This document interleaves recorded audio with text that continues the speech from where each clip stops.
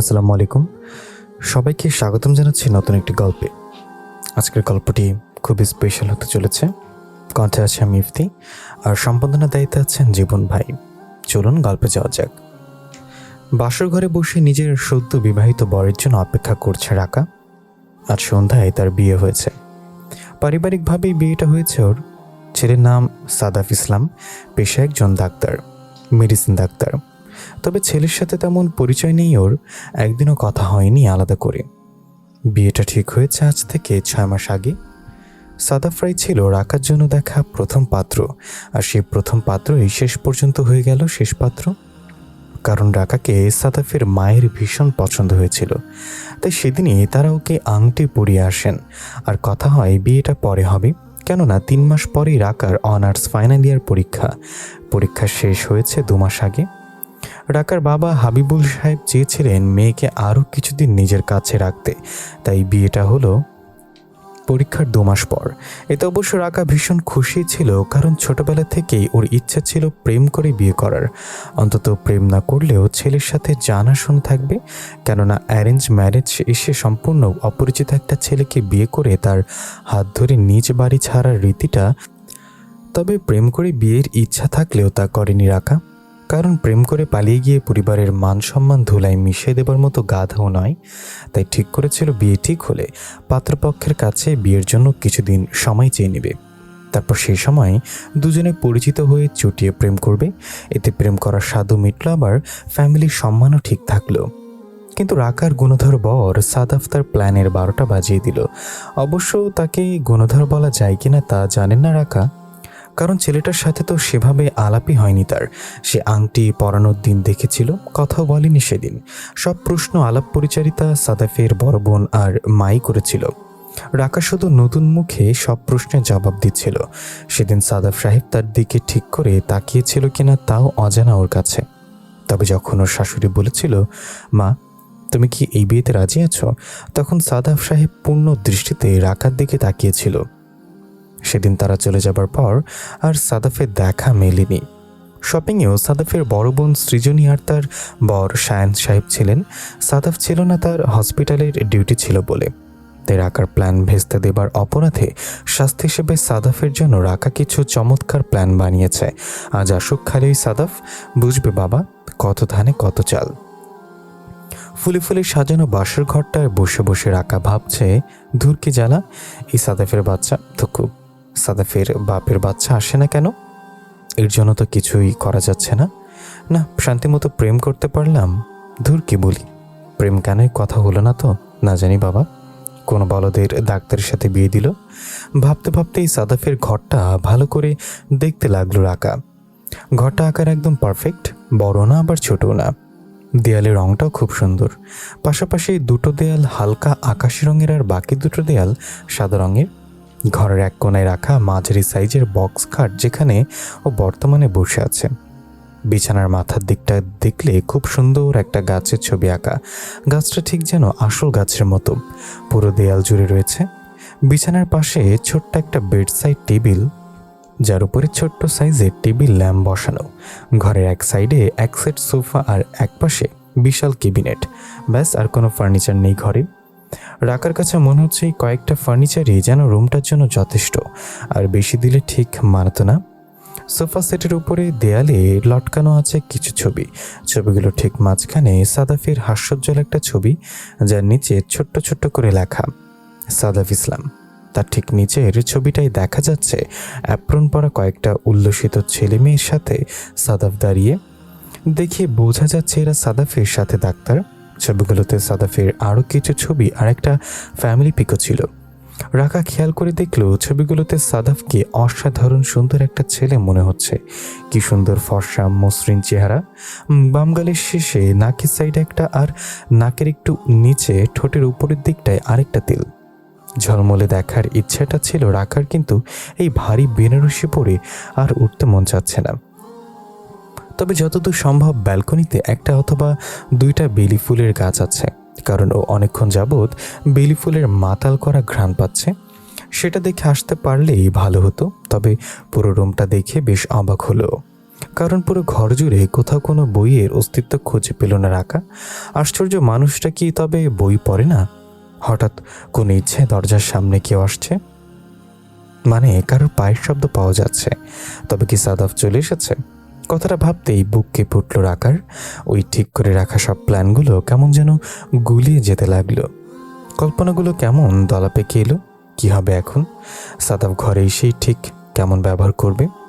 বন্ধুর মতো মিশবে ওর সাথে, নাকি সেই সরাসরি স্বামীর অধিকার চেয়ে বসবে? আর ভাবতে পারছে না রাকা। যতই ভাবছে ততই বুকের বাম পাশে থাকা মাংস পিণ্ডটা ধুমধাম করে বাজছে। মনে হচ্ছে উত্তেজনায় যেন এই এখনই বাইরে বেরিয়ে আসবে ওটা। কি জ্বালা! অবশেষে রাকার প্রতীক্ষার অবসান ঘটিয়ে রুমে প্রবেশ করলো সাদাফ। রুমে ঢুকেই বেশ স্বাভাবিক ভঙ্গিতে দরজা আটকালো। তারপর মাথা থেকে পাগড়ি খুলে সোফার টেবিলের উপর রাখলো। শেরওয়ানির বোতাম খুলতে খুলতে কাভার্ডের কাছে গেল। তারপর একটা অ্যাশ কালারের ট্রাউজার নিয়ে ওয়াশরুমের দিকে চলে গেল। ঘুমটার আড়াল থেকে এতক্ষণে ওর সব কাজই লক্ষ্য করেছে রাকা। ছেলেটা তো বেশ আজব। ঘরে ঢুকে এমন একটা ভাব করলো যেন কিছুই হয়নি, যেন ও ছাড়া এই ঘরে কেউ আছে সেটা জানেই না। সব যেন স্বাভাবিক।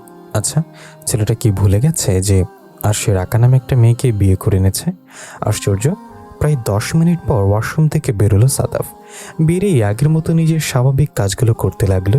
ঘরের টুকটাক কিছু জিনিস গোছালো, ফোনটা চার্জে লাগালো, ইয়ারফোন ড্রয়ারে রাখলো, মানে ছেলেদের হাবিজাবি কাজকর্ম আর কি। ওর এইসব কাজ দেখে রাকা এবার চরম বিরক্ত। লোকটা করছেটা কি? হ্যাঁ, বিয়ে করা বউ ঘরে রেখে ঘরের কাজ করছে, আর এদিকে যে আটা ময়দার বেনারসির চাপে রাকার অবস্থা কাহিল তা কি দেখছে না? নাকি ভয় পাচ্ছে? আরে ভাই, ভয় পেয়ে কি আর চলবে নাকি? বউ কি ভয় পাবার জিনিস? নাকি বউয়ের কাছে আসতে নার্ভাস ফিল করছে? আশ্চর্য, নার্ভাস ফিল করার কথা তো রাকার, সেখানে সাদাফ নার্ভাস হচ্ছে। শেষমেশ রাকা না পেরে বিরক্ত কণ্ঠে বলল, এই যে শুনছেন? বলেই মাথা থেকে ঘোমটাটা ফেলে দিল। বহুত হয়েছে। আর না, মা আর ভাবিরা বারবার করে বলে দিয়েছিল বর এসে যেন ঘোমটা তোলে, এতে নাকি ভালোবাসা বৃদ্ধি পায়। কিন্তু এই যে ছেলে, তাতে মনে হয় না সারা রাত পার হয়ে গেলেও ঘোমটা তুলতে আসবে। রাকার কথা শুনে টনক নড়ে সাদাফের। ওর দিকে ফিরে বলল, জি আমাকে বলছেন? ওর এমন বোকা মার্কা কথা শুনে রাকা চরম বিরক্তি নিয়ে বলল, আপনি ছাড়া কি এই ঘরে আর কেউ আছে? নিজের বোকামির জন্য নিজের উপরেই বিরক্ত হলো সাদাফ। তাই পানসে মুখে বলল, জি না, বলুন। আমি কি বলবো? হ্যাঁ বলবেন তো আপনি। আমি বলবো মানে? আপনি ডেকেছেন, আপনি বলবেন। সাদাফের কথায়ও কেমন বিরক্ত ভাব প্রকাশ পাচ্ছে। সেটা শুনে রাকা কিছু ন্যাকামো করে বলল, হ্যাঁ সেই, আপনি আর কি বলবেন? বলবো তো আমি। তারপর কিছুটা রাগ নিয়ে বলল, তা বলি আপনি কি কানা নাকি? চোখে দেখতে পান না? কই, চশমা তো পরেননি দেখছি। বলে এদিক ওদিক তাকিয়ে কি যেন খুঁজলো। সাদাফ বেশ অবাক হলো, সাথে বিরক্ত। একে তো এই বিয়েটাতে সে রাজি ছিল না, তার মধ্যে বিয়েটা করতেই হলো। আবার এই মেয়ের ব্যবহারটাও যেন কেমন। কোথায় সালাম দিয়ে বিনয়ী ভঙ্গিতে কথা বলবে তা না, সোজা রাগ দেখাচ্ছে। হ্যাঁ, সাদাফ বিয়েটাতে রাজি ছিল না। ওর যে অন্য কোথাও রিলেশন বা পছন্দ আছে তা নয়, আবার রাকাকেও যে ওর পছন্দ হয়নি সেটাও নয়। কারণ রাকা তো যথেষ্ট রূপবতী এবং গুণবতী। চেহারা, শরীরের গঠন, কাঠামো, গায়ের রং, উচ্চতা, কণ্ঠস্বর সব দিক দিয়েই রাকা সুন্দরী। মেয়েটা যথেষ্ট বুদ্ধিমতীও, পড়ালেখাও বেশ ভালোই ছিল। তাই ওকে অপছন্দ করার কোনো যৌক্তিক কারণ নেই। আসলে রাকা কেন ওর জায়গায় অন্য কোনো মেয়ে এনে দিলেও সাদাফ তাকে বিয়ে করবে না। পৃথিবীর শ্রেষ্ঠ সুন্দরী এনে দিল না, কারণ ওই একটু নারী বিদ্বেষী টাইপের ছেলে, মানে মেয়েদের দেখতে পারে না। ওর মধ্যে সব মেয়েরাই লোভী, অহংকারী, মায়াবিনী আর ছলনাময়ী। যে ছেলে টাকা আছে তার কাছে নারী আছে, যার নেই তার নেই। মেয়েরা ভালোবাসতে জানে না, শুধু জানে ঠকাতে। টাকা থেকে সহজ সরল ছেলেদের মন নিয়ে খেলে, খেলা শেষে ছুড়ে ফেলে দেয় আস্থা করে। ওর এসব ধারণার পেছনে অবশ্য যৌক্তিক কারণও আছে, সেটা আস্তে আস্তে জানবেন। সাদাফের এই নারী বিদ্বেষী স্বভাবের কারণে ওর কোনো মেয়ে বন্ধু নেই। নেই মানে যে কখনোই ছিল না তা নয়, ছিল এক সময়, কিন্তু এখন আর নেই। এখন মেয়ে বলতে শুধু ওর মা আর বড় বোন সৃজনীর সাথেই মেশে। মাঝখান থেকে কোথা থেকে যেন উড়ে এসে টপকালো রাকা নামের মেয়েটা। দেখা যাক রাকার কপালে কি আছে। সাদাফ বিরক্ত মুখে বলল, আজব তো, আমার চোখে চশমা থাকবে কেন? আমার কি চোখে সমস্যা আছে নাকি? রাকা এবার চিল্লিয়ে বলল, এক্স্যাক্টলি, আমি তো সেই কথাই বলছি। চোখে সমস্যা আছে? তারপর কি যেন ভেবে শুন নামিয়ে বলল, মনে তো হয় আছে। নইলে ঘরে এমন জলজান্ত একটা মেয়েকে বসিয়ে রেখে নিজের মতো কাজ করছেন? রাকার কথা শুনে ভ্রুজোড়া কুঁচকে গেল সাদাফের। বলল, আমার কাজ আছে, আমি করব না? আপনাকে বসে থাকতে কে বলেছে? যা ইচ্ছা করুন না। রাকা এবার কপালে হাত রেখে বলল, হ্যাঁ সেই মানুষ তো বিয়ে করে এনে বউকে বসে এই ঘরে নিজের কাজ করে, তাই না? তো কি করে? কি করে মানে? নিজের কথা শেষ না করে বলল, আপনার মাথা। আজ এরা প্যাচাল শুরু করেছেন। রাগে ফেটে পড়েছে রাকা। বিছানা থেকে নেমে এসে লাগেজ খুলল। লাগেজ থেকে একটা টি শার্ট আর প্লাজো বের করে ওয়াশরুমে ঢুকে গেল। ওয়াশরুমে ঢুকে দাঁড়াম করে দরজাটা লাগিয়ে দিল। রাকা চলে যেতে সাদাব ভাবল, আচ্ছা জগরি মেয়ে তো এটা, এর সাথে টিকে থাকা দায়। ধুর, এসব না ভাবলেই ভালো, যাই ঘুমিয়ে পড়ি ভেবেই রুমে লাইট অফ করে দিয়ে শুয়ে পড়ল সাদাফ। পরনে প্রায় 1 ঘন্টা পর ওয়াশরুম থেকে বের হলো রাকা। একেবারে গোছাল করেই বেরিয়েছে। পরনে একটা গোলাপি সাদা মিশ্রণের টি শার্ট আর রানী গোলাপি রঙের প্লাজো। রুমে ঢুকতেই দেখলো রুমের লাইট অফ করা। ওয়াশরুম থেকে আসা হালকা আলোতে কোনো মতে হাত দিয়ে সুইচ বোর্ডের কাছে গেল রাকা। সুইচ টিপতেই সারা ঘর আলোয় ভরে গেল। আলো জ্বলতেই রাকার চোখ গেল বিছানার উপরে। সাদাফ একটা সাদা রঙের স্লিভলেস গেঞ্জি আর গ্রে রঙের ট্রাউজার পরে ঘুমিয়েছে ভালো কথা, কিন্তু সে তো আর ভালো করে শোয়নি। হাত পা ছড়িয়ে ছিটিয়ে পুরো বিছানা দখল করে ঘুমিয়েছে। পুরো বিছানায় যদি নিজে দখল করে রাখে তবে রাকা ঘুমাবে কোথায়? রাকা ঝগড়ার উদ্দেশ্যে এগিয়ে গেল বিছানার কাছে। সাদাফের মুখের সামনে হাত নাড়িয়ে দেখলো ও আসলেই ঘুমিয়েছে নাকি ভান করছে। না, ঘুমিয়েছে। এখন তাহলে কি করবে? বিছানায় জায়গা না দিলে ঘুমাবে কোথায়? এখনও সাদাফের মুখের সামনে বসে আছে রাকা। বসে বসে ভাবছে কি করা যায়, আর সাদাফের মুখের দিকে তাকিয়ে আছে। ছেলেটার এলোমেলো ঘুমন্ত মুখটা বড্ড মায়াময়। ঘুমের কারণে মাথার সামনে কিছু চুল এসে পড়ছে কপালে। বালিশের মধ্যে মুখ গুজে বসে আছে বলে মুখটা কেমন বেঁকিয়ে রেখেছে। বেবি পিঙ্ক কালারের সেই ঠোঁট দুটো বেঁকিয়ে রেখে যেন ওকে একটা কিউট বেবি মনে হচ্ছে। কি সুন্দর! রাকার নিজেরই তো নজর লেগে যাচ্ছে। ইচ্ছে করছে ওর গালে টুপ করে একটা চুমু খেয়ে বসতে। আচ্ছা, ইচ্ছে যখন করছে তখন কিছুটা পূরণ করা যায় না? অবশ্যই যাই। আফটার অল নিজের বিয়ে করা বর, তাকে চুমু খেতে ভাবনা কিসের? আর কথা আছে, মনের ইচ্ছা পূরণ করতে হয়। তার কোনো কিছু না ভেবেই সাদাফের গালে টুপ করে একটা চুমু খেয়ে বসলো রাকা। ও মুখটা তুলতেই সাদাফ ঘুমের ঘরে নিজের গালে জোরে একটা চড় মেরে দিল।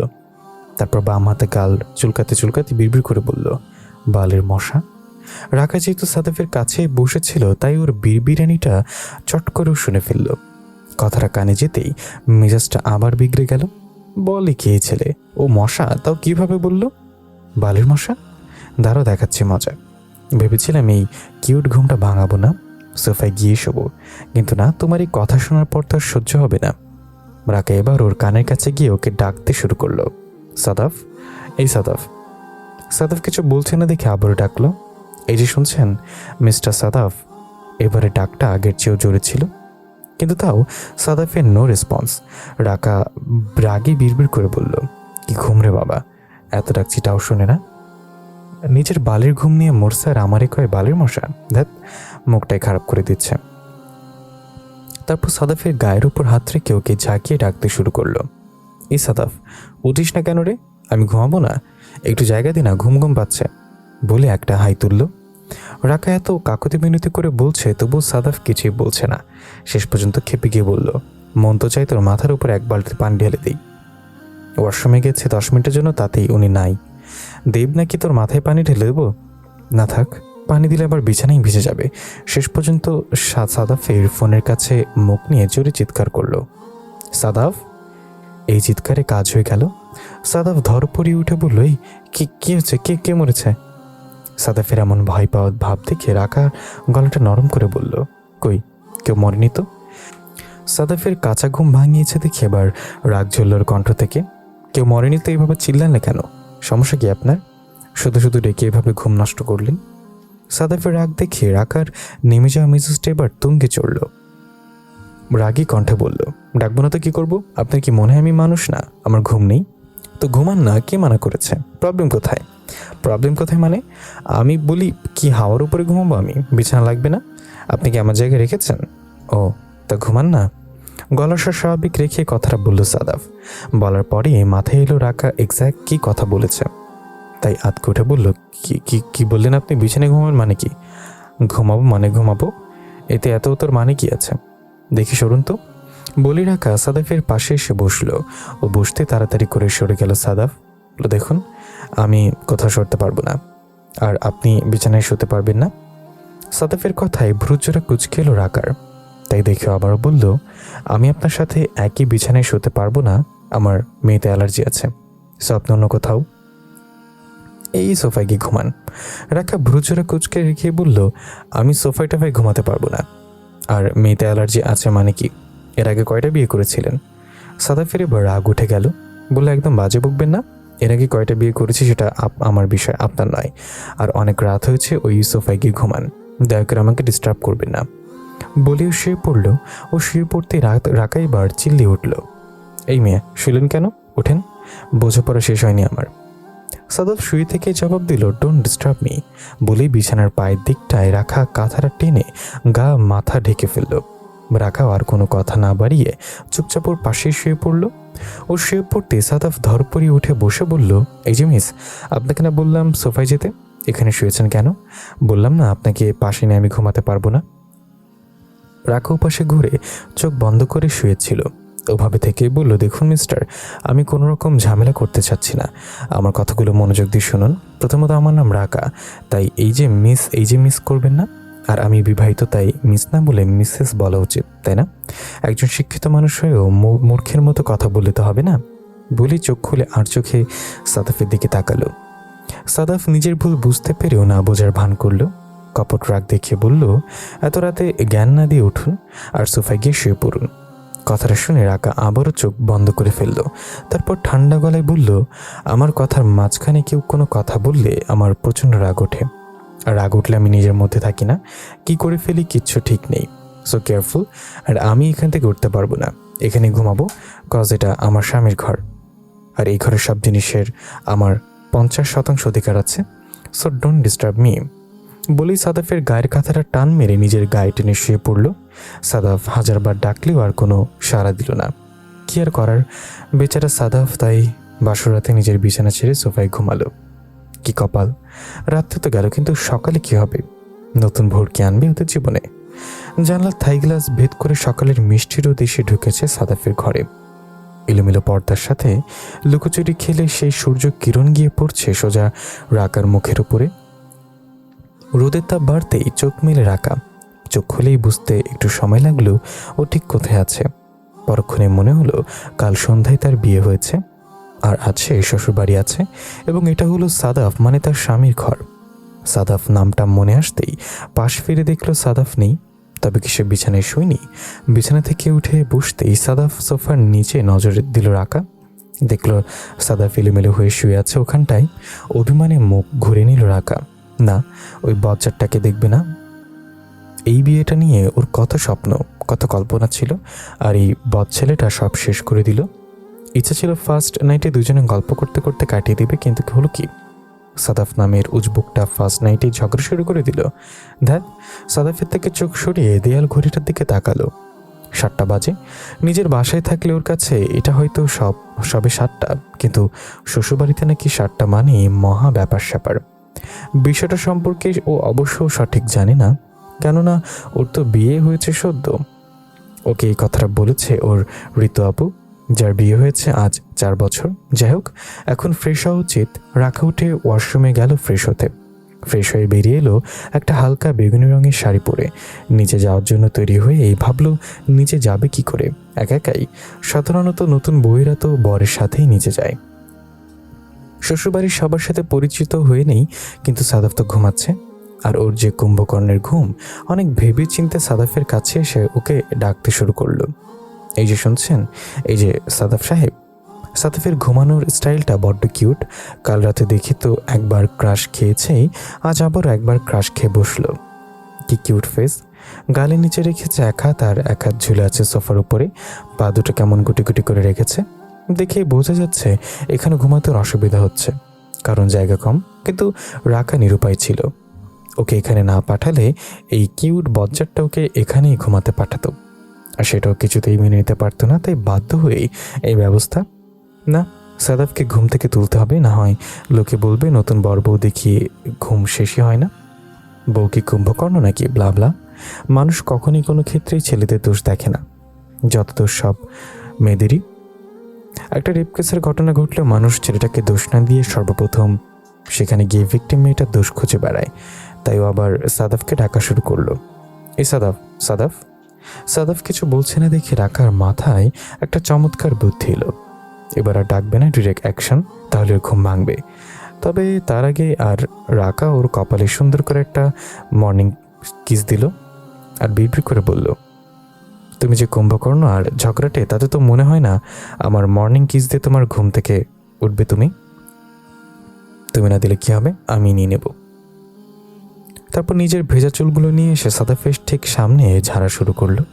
ভাবখানা এমন যেন সে চুল ঝাড়ার মতন মহান কাজে ব্যস্ত। চোখ মুখে টুপটাপ পানির ফোঁটা পড়াই ঘুম ভেঙে গেল সাদাফের। চোখ খুলে দেখে ঝগড়ি মেয়েটা ঠিক ওর মুখের সামনে এসে চুল ঝাড়ছে। কি আশ্চর্য, ঘরে কি আর জায়গা নেই যে ওকে এখানে এসে চুল ঝাড়তে হবে, নাকি মেয়েটা ইচ্ছে করে এমন করছে?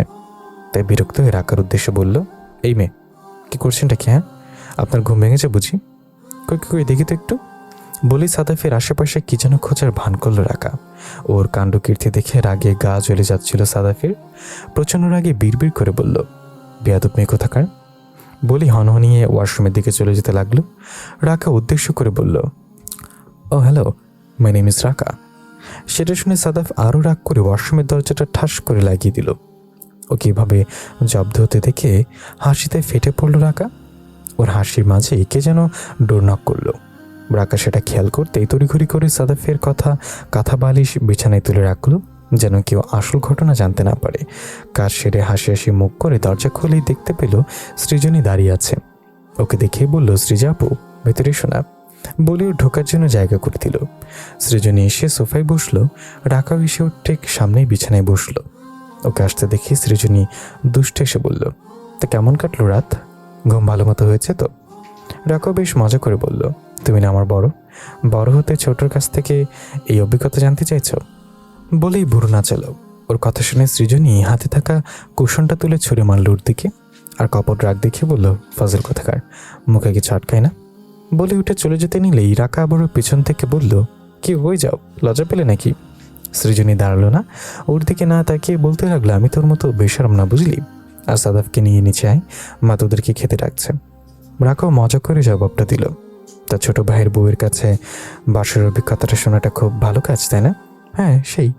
বলে দ্রুত প্রস্থান করলো সৃজনী। ওই কয়েক মুহূর্তে বুঝে গেছে এই রাকা নামক মেয়েটা ফাজিলের চূড়ান্ত। রাকাকে দেখতে আসার দিন থেকেই ওর সাথে পরিচয় হয় সৃজনীর। তারপর বিয়ের ডেট ফিক্স করা, শপিং, গায়ে হলুদ সব কিছুতেই বারবার দেখা হয়ে যায় ওর সাথে। আর তাতেই দুজন বেশ ঘনিষ্ঠ হয়ে গেছে। রাকাওকে সৃজাবু বলে সম্বোধন করে, আর ও রাকাকে তুই করে বলে। বয়সের আর সম্পর্কের পার্থক্য থাকলে কি হবে, ওর একদম বন্ধুর মতো। আজ রাকার বৌভাত, বাঙালির বিয়ে, গায়ে হলুদ সব কিছুতেই থাকে নানা আয়োজন। উৎসবের ঘনঘটা করে তারা কন্যা সম্প্রদান করেন, আবার কন্যা গ্রহণের জন্য থাকে নানা আয়োজন। এসব বিষয়ে বরাবরই খুব আগ্রহী রাখা। আশেপাশের পাড়াপড়শি, ফ্রেন্ডস, কাজিনদের বিয়ের আয়োজন দেখেই নিজের বিয়ের স্বপ্ন বুনেও। কত স্বপ্ন, কত জল্পনা কল্পনা ঘিরেছিল বিয়ে বৌভাত নিয়ে। বাসরাতের স্বপ্নগুলো তো আগেই জল ধীরে দিয়েছে সাদাফ।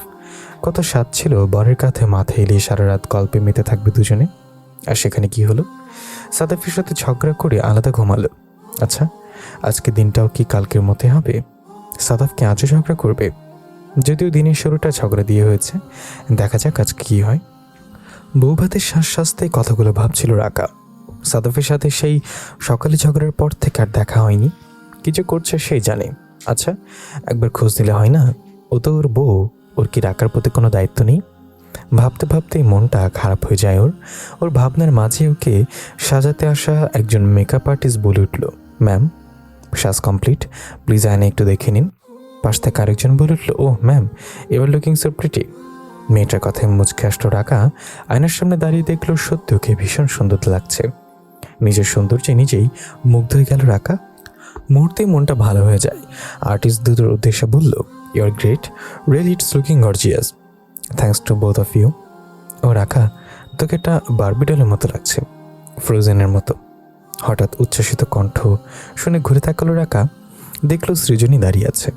রাকা ঘুরে তাকাতেও এগিয়ে এসে বলল, ক্রাশড অন ইউ বেব। রাকা একগালে এসে বলল, তোমাকে কম সুন্দর লাগছে না সৃজনা? ড্যাম। সোয়াদ দুলাভাই আজ হার্ট অ্যাটাক করবে। সৃজনী লজ্জা পেলেও তা চাপিয়ে রেখে বলল, থাক, আমি তো পুরনো হয়ে গেছি, এখন তোদের টাইম। তোর সাজগোজার অঙ্গভঙ্গি দেখে মনে হচ্ছে আমার ভাইকে পাগল করার ধান্দায় আছিস, কি বলিস? রাকু কোনো অংশে কম যায় না, বলে ওঠে, সে পরের বিষয়, আগে দেখো দুলাভাই অ্যাটাক করে নাকি। যাও যাও, অ্যাম্বুলেন্স খবর দিয়ে রাখো। ওর কথা শুনে মাথায় একটা চাটি মারে সৃজনী। বেশ কপট ভঙ্গিতে রাগ দেখে বলে, হয়েছে আপনার পাকামো, চল স্টেজে বসবি। সবাই নতুন বউ দেখার জন্য ব্যস্ত হয়ে উঠেছে। আচ্ছা চল। স্টেজটা সাজানো হয়েছে সাদাফদের বাড়ির সামনের গার্ডেন সাইডে। পুরো বউ ভাতের আয়োজনটা হচ্ছে এখানে। সাদা নীল রঙের নেট দিয়ে পুরো স্টেজটা জড়ানো, বিভিন্ন কালারের ফ্লাওয়ার দিয়ে সাজানো। তার ভিতরে মাঝখানে মাঝখানে হোয়াইট আর ব্লু বেলুন লাগানো। রাকাকে স্টেজে বসানোর পরপরই ওর দিকে নজর গেল সাদাফের। ওকে দেখে মুগ্ধ চোখে চেয়ে রইল সাদাফ। হালকা আকাশি রঙের একটা লেহেঙ্গা পরেছে রাকা, ড্রেসের সাথে ম্যাচিং করে ডায়মন্ডের জুয়েলারি পরানো, মুখে ভারী মেকআপ, ঠোঁটে ডার্ক রেড লিপস্টিক, সামনে চুলগুলো পরম পাম করে খোপা করা হয়েছে, মাথায় ছোট টয়ার, গলায় নেকলেস, হাতে ভর্তি চুড়ি চিকন, সব মিলে গর্জিয়াস একটা লুক এসছে ওর ভেতরে। এত সুন্দর পুতুলের মতন মেয়েটা ওর বউ, বিশ্বাসই হচ্ছে না। তারপর হঠাৎ ভাবলো, না না সাদাফ, এতে কি ভাবছিস? নারী মাত্রই ছলনাময়ী, এরা কেউ ভালোবাসতে জানে না, শুধু জানে ঠকাতে। এদের কোনো মন নেই, থাকলে অন্যের মন ভাঙতে পারতো না। এদের যত রূপ সবই ছলনা, সব আপন মনেই এসব যুক্তিতর্ক সাজিয়ে সেখান থেকে চলে গেল সাদাফ। কারণ আর কিছুক্ষণ ওখানে থাকলে ওই লাস্যময়ী আবেদনময়ী নারীর মোহে মোহগ্রস্ত হতে পারেও, যেটা সে কিছুতেই চায় না। স্টেজে বসেই সবার সাথে আলাপ করছিল রাকা, সবার সাথে পরিচয় হচ্ছিল, সবার সাথে কথা বলে সময়টা কাটলেও ওর মনটা ভীষণ ছটফট করছিল। অবাধ্য চোখ দুটো বারবারই খুঁজে যাচ্ছিল তাকে। হঠাৎই কাঙ্ক্ষিত মানুষটির দেখা পেয়ে গেল। সাদাফ ঠিক স্টেজের দিকটায় আসছে। ওর পরনে ফুল ব্ল্যাক কমপ্লিট স্যুট, ব্লেজারের নিচে পড়েছে হোয়াইট শার্ট, গলায় ব্লু অ্যান্ড হোয়াইট চেকের টাই, কালো প্যান্ট, ব্ল্যাক শু, ফর্সা মুখে খোঁচা খোঁচা দাড়ি, আর সেই দাড়ির ফাঁকে বেরিয়ে আসে বেবি পিঙ্ক কালারের ঠোঁট। ও যা হ্যান্ডসাম আর ড্যাশিং লাগছে না, চুলগুলো জেল দিয়ে সেট করে রাখা। সাদাফের হাঁটার স্টাইল দেখেই রাখার হার্টবিট ফাস্ট হচ্ছে। কি মারাত্মক লোক এই ছেলের, এখনই বুঝি হার্ট অ্যাটাক করবেও। কিন্তু সাদাফ ঠিক এদিকটা এলো না, স্টেজের সামনে দিয়েই বাড়ির ভেতরে ঢুকে গেল। আর দুঃখের বিষয়, যাবার সময় একবারও রাখার দিকে তাকালো না। এ কেমন অবহেলা! ব্যালকনিতে বসে বই পড়ছিল সাদাফের মা মিসেস সাথী ইসলাম। হঠাৎ অনুভব করলেন তার ব্যালকনির দরজায় কেউ এসে দাঁড়িয়েছে এবং ভেতরে আসার জন্য অনুমতির অপেক্ষায় আছে। তিনি বইটার চোখে রেখেই বললেন, আয়। আদেশ পেয়ে মায়ের চেয়ারের দিকে এগিয়ে এলো সৃজনী, তার হাতে দুটো কফির কাপ। সাথী ইসলাম বইটা বন্ধ করে ওর দিকে তাকাতেই এক কাপ কফি এগিয়ে দিল তার হাতে। দুজনেই কফি খেতে খেতে বসে আছে চুপচাপ। নীরবতা ভেঙে মিসেস সাথী কথা বলে উঠলেন প্রথমে। বেশ চিন্তিত গলায় বললেন, তোর কি মনে হয় কি হবে এরপর? তার ইশারায় বোঝানো কথাটা ঠিক বোধগম্য হলো না সৃজনীর কাছে, তাই বলল, কোন ব্যাপারে? প্রত্যুত্তরে উনি বললেন এবং একটা ছোট্ট নিঃশ্বাস ফেললেন, বুঝছিস না, সাদাফের বিয়ের ব্যাপারটা নিয়ে। সৃজনী এবার বুঝতে পেরে বলল, আমিও ঠিক বুঝতে পারছি না, কাজটা কি ঠিক হলো? আমিও তাই ভাবছি। আমি কি ভুল করলাম সাদাফের অমতকে বিয়েটা করিয়ে? সাদাফ কি মেনে নিচ্ছে সব কি ঠিক হবে? সৃজনী হঠাৎ উদাস হয়ে গেল। জানলা দিয়ে বাইরের দিকে তাকিয়ে আনমনে বলে উঠল, জানি না, তবে বিয়েটা না দিয়েও তো কোনো উপায় ছিল না। সাদ দিন দিন নিজেকে কেমন গুটিয়ে নিচ্ছিল, বড্ড নিঃসঙ্গে একাকী হয়ে পড়েছিল মা। কিন্তু রাখার কথাটা কি ভাবা উচিত না? মেয়েটার নিশ্চয়ই কত স্বপ্ন আছে, আমি তার নিজের ছেলের কথা ভেবে ওকে কষ্ট দিতে পারি না। বলেই অনুতাপতে নিচু করে ফেললেন উনি। সৃজনী তার মায়ের পিঠে হাত রেখে বলল, ডোন্ট ওয়ারি মা, এভরিথিং উইল বি ওকে। আমি সাদকে বোঝাবো। মিসেস সাথী আশ্বস্ত হয়ে বলল, হ্যাঁ, রাকার সাথে কথা বলিস, মেয়েটা বড় ভালো রে। সৃজনীয় সাই দিয়ে বলল, হ্যাঁ, অনেক মিশুক, দুদিনে সবাইকে আপন করে নিয়েছে। তুমি দেখে নিও, ওই পারবে সাদাফকে আগের মতো করতে। তারপর মায়ের দিকে তাকিয়ে বলল, তুমি পারবে মা, আমাদের পিচ্চুটাকে ফিরে আর তার আঁকাই করবে। তাই যেন হয় রে মা, তাই যেন হয় বলেই চশমার আরেক ঝাপসা হয়ে আসা চোখ দুটো মুছলেন সাথী ইসলাম। সাধারণত বৌভাতের দিন মেয়ের বাড়ি থেকে অনেক আত্মীয় স্বজন আসে ছেলের বাড়িতে। সেখানে কিছুক্ষণ থেকে তাদের মেয়ের ভবিষ্যৎ থাকার জায়গা দেখে, তার শ্বশুরবাড়ির পরিবেশ থাকে, তারপর মেয়ে আর মেয়ের জামাইকে সাথে নিয়ে যান নিজের বাড়িতে। এটাই রীতি। তাই বিয়ের পরদিনই নববিবাহিত মেয়েরা আরেকবার নিজের বাবার বাড়ি যাবার সুযোগ পায়। কিন্তু রাকা এক্ষেত্রে ব্যতিক্রম। বিয়ের পরদিন বাবার বাড়ি যাওয়ার সেই সুবর্ণ সুযোগটা সে মিস করল, কারণ সাদাফ যেতে পারেনি। ও যেহেতু ডাক্তার, সেহেতু স্বাভাবিকভাবেই ইমার্জেন্সি কল আসতেই পারে। নিজের বিয়ে উপলক্ষে তো আর সে রোগীকে উপেক্ষা করার সুযোগ নেই। তাই সাদাফ গিয়েছিল ইমার্জেন্সি একটা কল অ্যাটেন্ড করতে। ও যেতে পারেনি বলে রাকা আর যায়নি। বিয়ের পরদিনই তো আর স্বামীকে রেখে ঢ্যাং ঢ্যাং করে বাপের বাড়ি যাওয়া যায় না। সারাটা দিন ভালোই কাটলো রাকার। ও শাশুড়ি, সৃজনা আপু সবাই খুব ভালো। বিয়ে উপলক্ষে সাদাফের বেশ কিছু কাজিন এসেছিল। ওদের মধ্যে দুজন রাকার বয়স আর বাকিগুলো ছোট, কিন্তু তাতে কি, ওদের সাথে বেশ ভাব হয়ে গেছে ওর। আসলে এবারের সবাই ভীষণ মিশুক, তাই রাকাও মানিয়ে নিতে পারছে। সবাই ভালো, শুধু ভালো না ওর বরটা, ভীষণ খারাপ। এসব ভাবতে ভাবতেই ওয়াশরুম থেকে বের হয়ে এলো রাকা। বেরিয়েই দেখতে পেল সাদাফ বিছানার উপরে মাথা নিচু করে বসে আছে। দরজা খোলার শব্দ শুনে চোখ তুলে তাকালো। মুখভঙ্গি বেশ সিরিয়াস, একটু চিন্তিতও লাগছে। ও সিরিয়াসভাবেই বলল, মিস রাকা, এদিকে আসুন। রাকা মুচকে হাসিতে বলল, মিস নয় মিসেস। কথাটা মেজাজ খারাপ করার মতো হলেও সেটাকে পাত্তা দিল না সাদাফ। ঠান্ডা গলায় বলল, আমি আপনার সাথে ফাজলামো করছি না, প্লিজ রাগ উঠাবেন না, এখানে এসে বসুন। ও শীতল কণ্ঠ শুনে কেমন যেন ভয় ভয় লাগতে লাগলো রাকার। ও ভাবছে হঠাৎ কি হলো সাদাফের। হঠাৎ এমন কুল মেজাজে চিন্তা চিন্তা মুখটা দেখলে ভয় পাওয়া স্বাভাবিক। তাই কোনো কথা না বলে চুপচাপ সাদাফের পাশে এসে বসল। সাদাফ একটু দূরত্ব বজায় রেখে শান্ত ভঙ্গিতে বলা শুরু করলো, আমি বিয়ে যেতে রাজি ছিলাম না। না আপনাকে নিয়ে কোনো সমস্যা ছিল আমি কোনোদিনও বিয়ে করতে চাইনি, কিন্তু মার জেদের কাছে আমার জেদ নিতান্তই তুচ্ছ।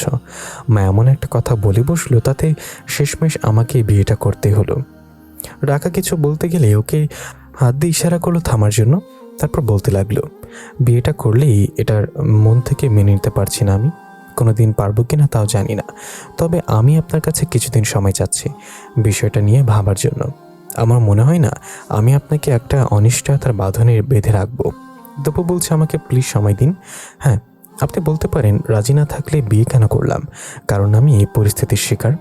বিশ্বাস করুন, আমি স্বেচ্ছায় কারোর জীবন নষ্ট করতে চাইনি। আমি কথা দিচ্ছি, হয় আপনাকে আমি এই সম্পর্ক থেকে মুক্তি দেব, না হয় গ্রহণ করব। তবে আপনার মুক্তি পাবার সম্ভাবনাটাই বেশি।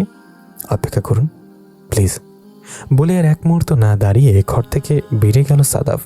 ও বেরোতেই রাখার মাথায় যেন আকাশ ভেঙে পড়ল। ছেলেটা কি বলে গেলটা কি? মুক্তি দিয়ে দেবে? বিয়েতে রাজি ছিল না? আরে বিয়েটা কি ছেলে খেলা নাকি?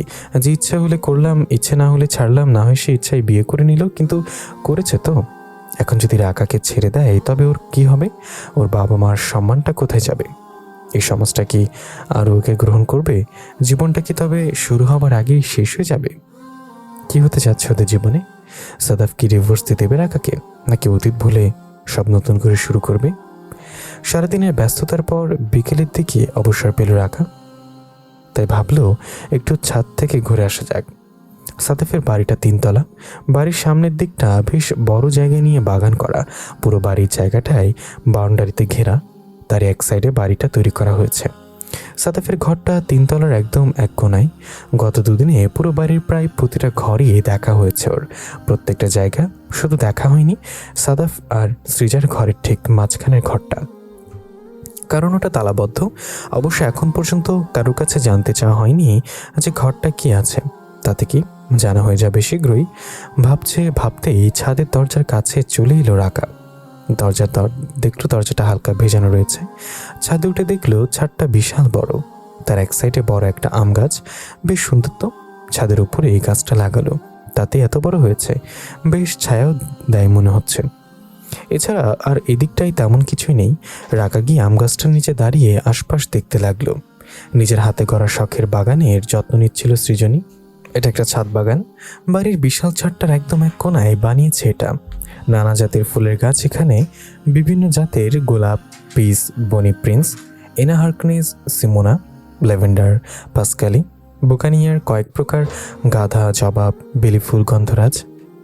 বাগানের এক সাইডে এক মাধবীলতা আর একটা বাসরতার গাছ আছে, যার ঠিক পাশে রাখা একটা দোলনা। দোলনাটা দুর্ঘার প্রস্থ বেশ বড়।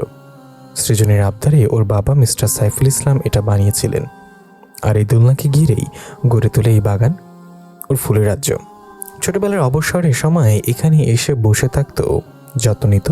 বড় হবার পর মন খারাপের সঙ্গে ছিল এটা, কিন্তু বিয়ে হয়ে যাওয়ার পর এখানে আর সময় দেখা যায় না।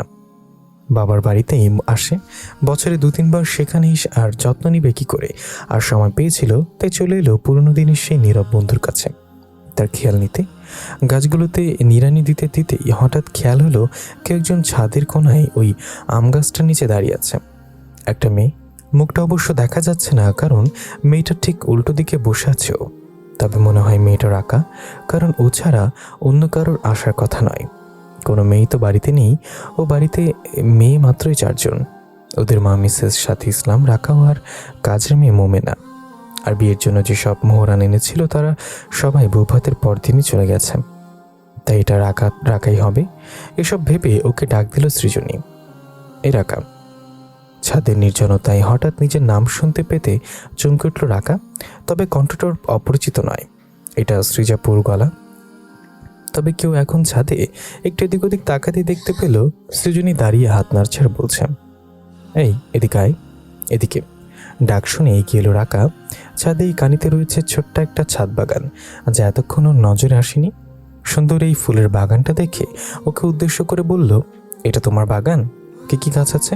হ্যাঁ আমার, বেশ একটা নেই, এই তো কয়েকটা জাতের গোলাপ, গাঁদা, বেলি আর বিদেশি জাতের কিছু। ও দারুণ তো। ওর উচ্ছ্বাসিত কণ্ঠ শুনে সৃজনী মুচকি হাসলো, বলল, আচ্ছা তুই দেখতে থাক, আমি হাত দুটো ধুয়ে আসি। বলে বাগানে থাকা একটা ট্যাপে হাত ধুতে লাগলো সৃজনী। রাকাও ঘুরে ঘুরে বাগানটা দেখতে শুরু করলো। বাগানটা সত্যি সুন্দর। ওদের নিজের বাড়ির ছাদের একটা বাগান আছে, ওটা অবশ্য সবজি আর ফলের বাগান। হাবিবুল সাহেবের শখের কারণে বাগানটা বানান তিনি, নিজেই যত্ন নেন তার। সে বাগানে দিয়ে প্রয়োজনীয় চাহিদা মেটালেও সৃজনীর বাগানটার মতো সৌন্দর্য প্রকাশ করে না। মানুষ সৌন্দর্য বিলাসী, তাই হাবিবুল সাহেবের বাগানটা দিয়ে নানা উপকার পেলাম না, সৃজনীর ফুলের বাগানটাই বেশি পছন্দ হলো ওর কাছে। ওরা দুজনেই এসে বাগানে রাখা দোলনা এসে বসলো। রাখা খুশিতে ওকে এটা ওটা জিজ্ঞাসা করছে আর উত্তর দিচ্ছে। দুজনেই ভালোই গল্প করতে লাগলো, কিন্তু সৃজনীর মনটা অনেকক্ষণ ধরেই খচখচ করছিল। চেষ্টা করছিল রাকাকে সাদাফের বিষয়টা নিয়ে বলার, কিন্তু ঠিকঠাক সাজাতে পারছিল না। শেষ পর্যন্ত নিজের মনকে দামাতে না পেরেই বলে ফেলল, রাকা একটা কথা বলি, কিছু মনে করিস না। ওর কথায় ভ্রু কুঁচকে তাকালো রাকা, তারপর বলল, কি বিষয়? সৃজনী গলাটা নরম করে বলল, একটু পার্সোনাল বিষয়। রাকা এবারে চোখ দুটো ছোট ছোট করে বলল, দেখ সৃজাপু, তুমি যদি তোমার আর দুলা ভাইয়ের পার্সোনাল কোনো কথা বলো তাহলে কিন্তু তোমার খবর আছে, বলে দিলাম। আমার এগুলোতে আগ্রহ নেই। ওর কথা শুনে হেসে ফেলল সৃজনী। হাসতে হাসতে বলল, ফাজলামোটা একটু কম করে কর রাকা, আমি নিশ্চয়ই সে বিষয় বলবো না। তখন বিষয় কৌতূহল হয়ে জানতে চাইল রাকা। বলছি শোন। স্টাডি রুমের মেঝেতে পাতা নিজ বিছানায় শুয়ে আছে সাদাফ। দৃষ্টি তার রুমের ছাদে ঘূর্ণায়মান সিলিং ফ্যানের দিকে। ফ্যানটা ঘুরছে আর সাদাফ ভাবছে ফ্যানটার মতো ওর জীবনটাও ঘুরছে। তবে পার্থক্য হলো ফ্যানটা থামানো যায়, চাইলেই বন্ধ করা যায় ঘূর্ণন, কিন্তু ওর ক্ষেত্রে সেটা হবে না। ও চাইলে ওর জীবনের ঘূর্ণন থামাতে পারবে না। হ্যাঁ, একটা উপায় আছে, সেটা হলো মৃত্যু, যেটা দিয়ে ও চাইলেই জীবনের চক্রাকার ঘূর্ণন থামাতে পারবে। যেখানে চাইলেই সব চিন্তা দুশ্চিন্তা হাত থেকে মুক্তি পাবে। কিন্তু সেটাতে ওর মুক্তি হলেও যাদের নিয়ে ওর এই পথ চলা তাদের মুক্তি মিলবে না, তাতে জীবন হয়ে যাবে বিষাক্ত। প্রিয় মানুষের মৃত্যুর গ্লানি বই বেড়াবে তারা, ঠিক যেমন বই বেড়াচ্ছে সাদাফ। হঠাৎ কি যেন একটা মনে করেই জোরে উঠে বসলো। উঠে গিয়ে স্টাডি টেবিলের সামনে বসলো। টেবিলের নিচের তাকটা থেকে টেনে বের করলো 2টো অ্যালবাম। ও দুটো দেখেই মুখে হাসি ফুটলো সাদাফের। ও দুটো এনে আবার জায়গায় বসলো। অ্যালবামের 2টো কভার পেজে দুটোই একই রকম, তবে প্রথমটার উপরে ইংরেজিতে গোটা গোটা অক্ষরে লেখা, আওয়ার ফ্যামিলি, আর দ্বিতীয়টাতে একইভাবে লেখা বেস্ট ফ্রেন্ডস। বিছানার পাশে দেয়ালে থাকা জানলাটার থাই গ্লাসগুলো খুলে দিল। মুহূর্তে দক্ষিণ বাতাসে ঘরটা ভরে গেল। সে বাতাসের মাঝে আরাম করে বসল। প্রথম অ্যালবামটা হাতে নিয়ে দেখতে লাগলো। এটা ওদের ফ্যামিলি অ্যালবাম। ওর সৃজনীর সবারই এই ছবি আছে এতে। ওদের ছোটবেলার রঙিন স্মৃতিগুলো বিভিন্ন সময় ক্যামেরা বন্দি করে রেখেছিলেন ওর বাবা। সাইফুল সাহেব ছিলেন অ্যামাচার ফটোগ্রাফার। দামি একটা ডিএসএলআর ক্যামেরা ছিল তার। সে ক্যামেরা দিয়ে এই ছবিগুলো তুলেছিলেন তিনি। বাবা মারা গেছে আজ 5 বছর। তার ইচ্ছা ছিল নিজের যাতে সৃজনী আর সাদাফের বিয়ের ছবি তোলার, কিন্তু তার হলো কই। ক্যান্সারের সাথে লড়াই করে হেরে অকালেই হারিয়ে গেলেন তিনি। অ্যালবামের প্রথম ছবিতে দেখা যাচ্ছে কোলে একটা ছোট্ট বাচ্চা নিয়ে দাঁড়িয়ে আছে সাইফুল সাহেব। পাশে তার স্ত্রী সাথে ইসলাম ছোট্ট সৃজনীর যত ধরে দাঁড়িয়ে আছে। সবার মুখে হাসি। ছবিটা দেখে এই মুখে হাসি ফুটল সাদাফের। ছবিটায় হাত বুলিয়ে পেজ উল্টাতে লাগলো। সাদাফা সৃজনীর বিভিন্ন সময়ের বিভিন্ন পোজে তোলা ছবিগুলো। কোনোটা দেখা যাচ্ছে সাদাফা সৃজনী ব্যাডমিন্টন খেলছে, আবার ওরা দুজন স্কুল ব্যাগ কাঁধে দাঁড়িয়ে আছে। তারপর একটা ছবি এলো যখন দেখা যাচ্ছে কিশোর সাদাফ ছাদের কবি বিশাল টবে একটা আম গাছ যাতে দাঁড়িয়ে আছে, আর সৃজনী তার গোড়ায় মাটি দিচ্ছে। হ্যাঁ, এটা ছাদের আম গাছটা লাগানোর সময়কার। ছবিগুলো দেখতে দেখতে পুরনো স্মৃতিগুলো ভেসে উঠল ওর মনে। কত রঙিন ছিল সেসব দিনগুলো। ছবিগুলো দেখতে দেখতে হঠাৎ পাশে দেখা ফোনটা বেজে উঠল। কত রঙিন ছিল সেই দিন। ভ্রুকুচকে ফোনটার দিকে তাকাতেই দেখতে পেল স্ক্রিনে লেখা হসপিটাল। নাম দেখে বুঝতে পারলো নিশ্চয়ই কোনো ইমার্জেন্সি কোনো পেশেন্ট এসছে। বিরক্তিতে বিড়বিড় করে বলল, অফটেতেও শান্তি নেই, ইমার্জেন্সি থাকবেই। তারপর অ্যালবামটা পাশে রেখে কলটা রিসিভ করলো। প্রায় সাথে সাথে এই ফোনের উপাস থেকে একটা নার্সের গলা পাওয়া গেল। আসসালামু আলাইকুম স্যার। ওয়ালাইকুম আসসালাম, বলো কী খবর, কোন ইমার্জেন্সি? নার্সটা আমতা করে বলল, অ্যাকচুয়ালি স্যার একটা সুসাইড কেস। পেশেন্ট বা হাতের রক কেটে বাজেভাবে সুসাইড অ্যাটেম্প নিয়েছিল। সুসাইড শব্দটা শুনে বুকটা ছ্যাদ করে উঠল সাদাফের। আর কোনো মা তার সন্তান হারাচ্ছে, কোনো প্রিয় মানুষ তার প্রিয় মানুষটাকে হারাচ্ছে, কে তার বেস্ট ফ্রেন্ডকে হারাচ্ছে। তবু নিজেকে সামলে নিয়ে বলল, মেল না ফিমেল, এজ কেমন? Sir male. দেখে মনে হচ্ছে ভার্সিটি পুরো ছেলে, তবে মনে হয় বাজবে না স্যার, প্রচুর ব্লিডিং হচ্ছে, এখন কি করব? নার্সটা অসহায় গলায় জানতে চাইলেই ধমকে উঠলেন সাদাফ। কি করব মানে? ওটি রেডি করুন, আমি আসছি, আর ব্লাড কালেক্ট করতে পাঠান ইমিডিয়েটলি। ধমক খেয়ে নার্সটা গোবেচারা ভাবে ইয়েস স্যার বলে কল কেটে দিল। ওফ, এই সাদাফ স্যারও না আজব। অন্য কোনো পেশেন্ট এলে উনি এত ব্যস্ত হন না যতটা কোনো সুসাইড কেস পেলে হন। যে সর্বস্ব দিয়ে রাত দিন এক করে পেশেন্টের জন্য চেষ্টা করেন, সফল হন। এ পর্যন্ত 35টা কেসের মধ্যে 33টাতেই পেশেন্ট বেঁচেছে, শুধু দুজনকে বাঁচাতে পারেননি। সেই দুজনের জন্য সবসময় আফসোস করে সাদাফ। আর যাদের বাঁচাতে পারেন তারা সুস্থ হলে ইচ্ছে মতো ঝাড়ি দেন ওদের। বড্ড অন্যরকম। কলটা কেটে দিয়ে রুম লক করে বেরিয়ে যায় সাদাফ। ছটপট ড্রেস পাল্টে চাবি হাতে নিয়ে বেরোতে বেরোতে এই মার ঘরের দরজায় এসে বলে, মা আমি হসপিটাল যাচ্ছি, ইমার্জেন্সি কেস, দোয়া করো। প্রত্যুত্তরের সাথে ইসলামকে কিছু বলতে না দিয়েই হন্তদন্ত হয়ে বেরিয়ে গেল। কি হবে আজ? সাদাফ কেন তো ডেসপারেট? ও কি বাঁচাতে পারবে পেশেন্টকে, নাকি তার মতো সেও হারিয়ে যাবে? সাদাফ কিন্তু কখনোই এমন গম্ভীর ছিল না। হাসি খুশি দুষ্টুমিতে ভরা ছিল ছেলেটা। হঠাৎ করে বদলে গেল। চেনা ছেলেটা কেমন যেন অচেনা হয়ে উঠল। সবার সাথে মেলামেশা অফ করে দিল। একা একা থাকতো। পারতপক্ষে আমার সাথে কথা বলতো না। সৃজনীর কথা শুনে চমকে যায় রাকা। সাদাফ তবে এমন নয়, তবে কেমনটা ছিল, কেন বদলে গেল? এসব প্রশ্নে ভরে উঠল মন। তাই কৌতূহলী হয়ে জানতে চাইল, কিন্তু সৃজাপু ও এমন হলো কেন? কি এমন হয়েছিল? ওর প্রশ্ন শুনে ছোট্ট একটা দীর্ঘশ্বাস ফেলল সৃজনী। আর মনে বলে উঠল, জানি না। জানো না মানে? তোমার ভাই হঠাৎ কেন বদলে গেল তুমি জানো না? তুই যেমনটা ভাবছিস তেমনটা না। ওর বদলে যাওয়ার সময়টাতে আমি ওর পাশে ছিলাম না। আমি তখন কানাডায় ছিলাম একটা কোর্সের জন্য। কথাটা বলি রাকার দিকে তাকালো, দেখলো মেয়েটা জিজ্ঞাসু দৃষ্টিতে তাকিয়ে আছে। তাই আরো খোলাসা ভাবেই বলল, এক্স্যাক্টলি কি হয়েছিল সেটা আমি বলতে পারবো না, তবে কিছু একটা হয়েছিল এটা শিওর। সম্ভবত ফাহাদের মৃত্যু। হ্যাঁ, এটাই হতে পারে। ফাহাদ নামের কোন এক চেকের মৃত্যুর খবর শুনে চমকালো রাকা। এই ফাহাদটা আবার কে, যার মৃত্যুতে সাদাফ এমন চেঞ্জ হয়ে গেল? হ্যাঁ, ফাহাদ। ও ছিল সাদাফের বেস্ট ফ্রেন্ড। ছোট থেকে একসাথে বড় হয়েছে ওরা। তারপর আঙুল দিয়ে ওদের পাশের বাসাটা দেখিয়ে বলল, ওই যে বাড়িটা, ওটা দোতলায় ভাড়া থাকতো ফাহাদরা। ফাহাদের বাবা এখানে একটা কোম্পানিতে জব করত। এখন অবশ্য আর থাকে না। ফাহাদের মৃত্যুর পরই চট্টগ্রামে চলে যান তারা।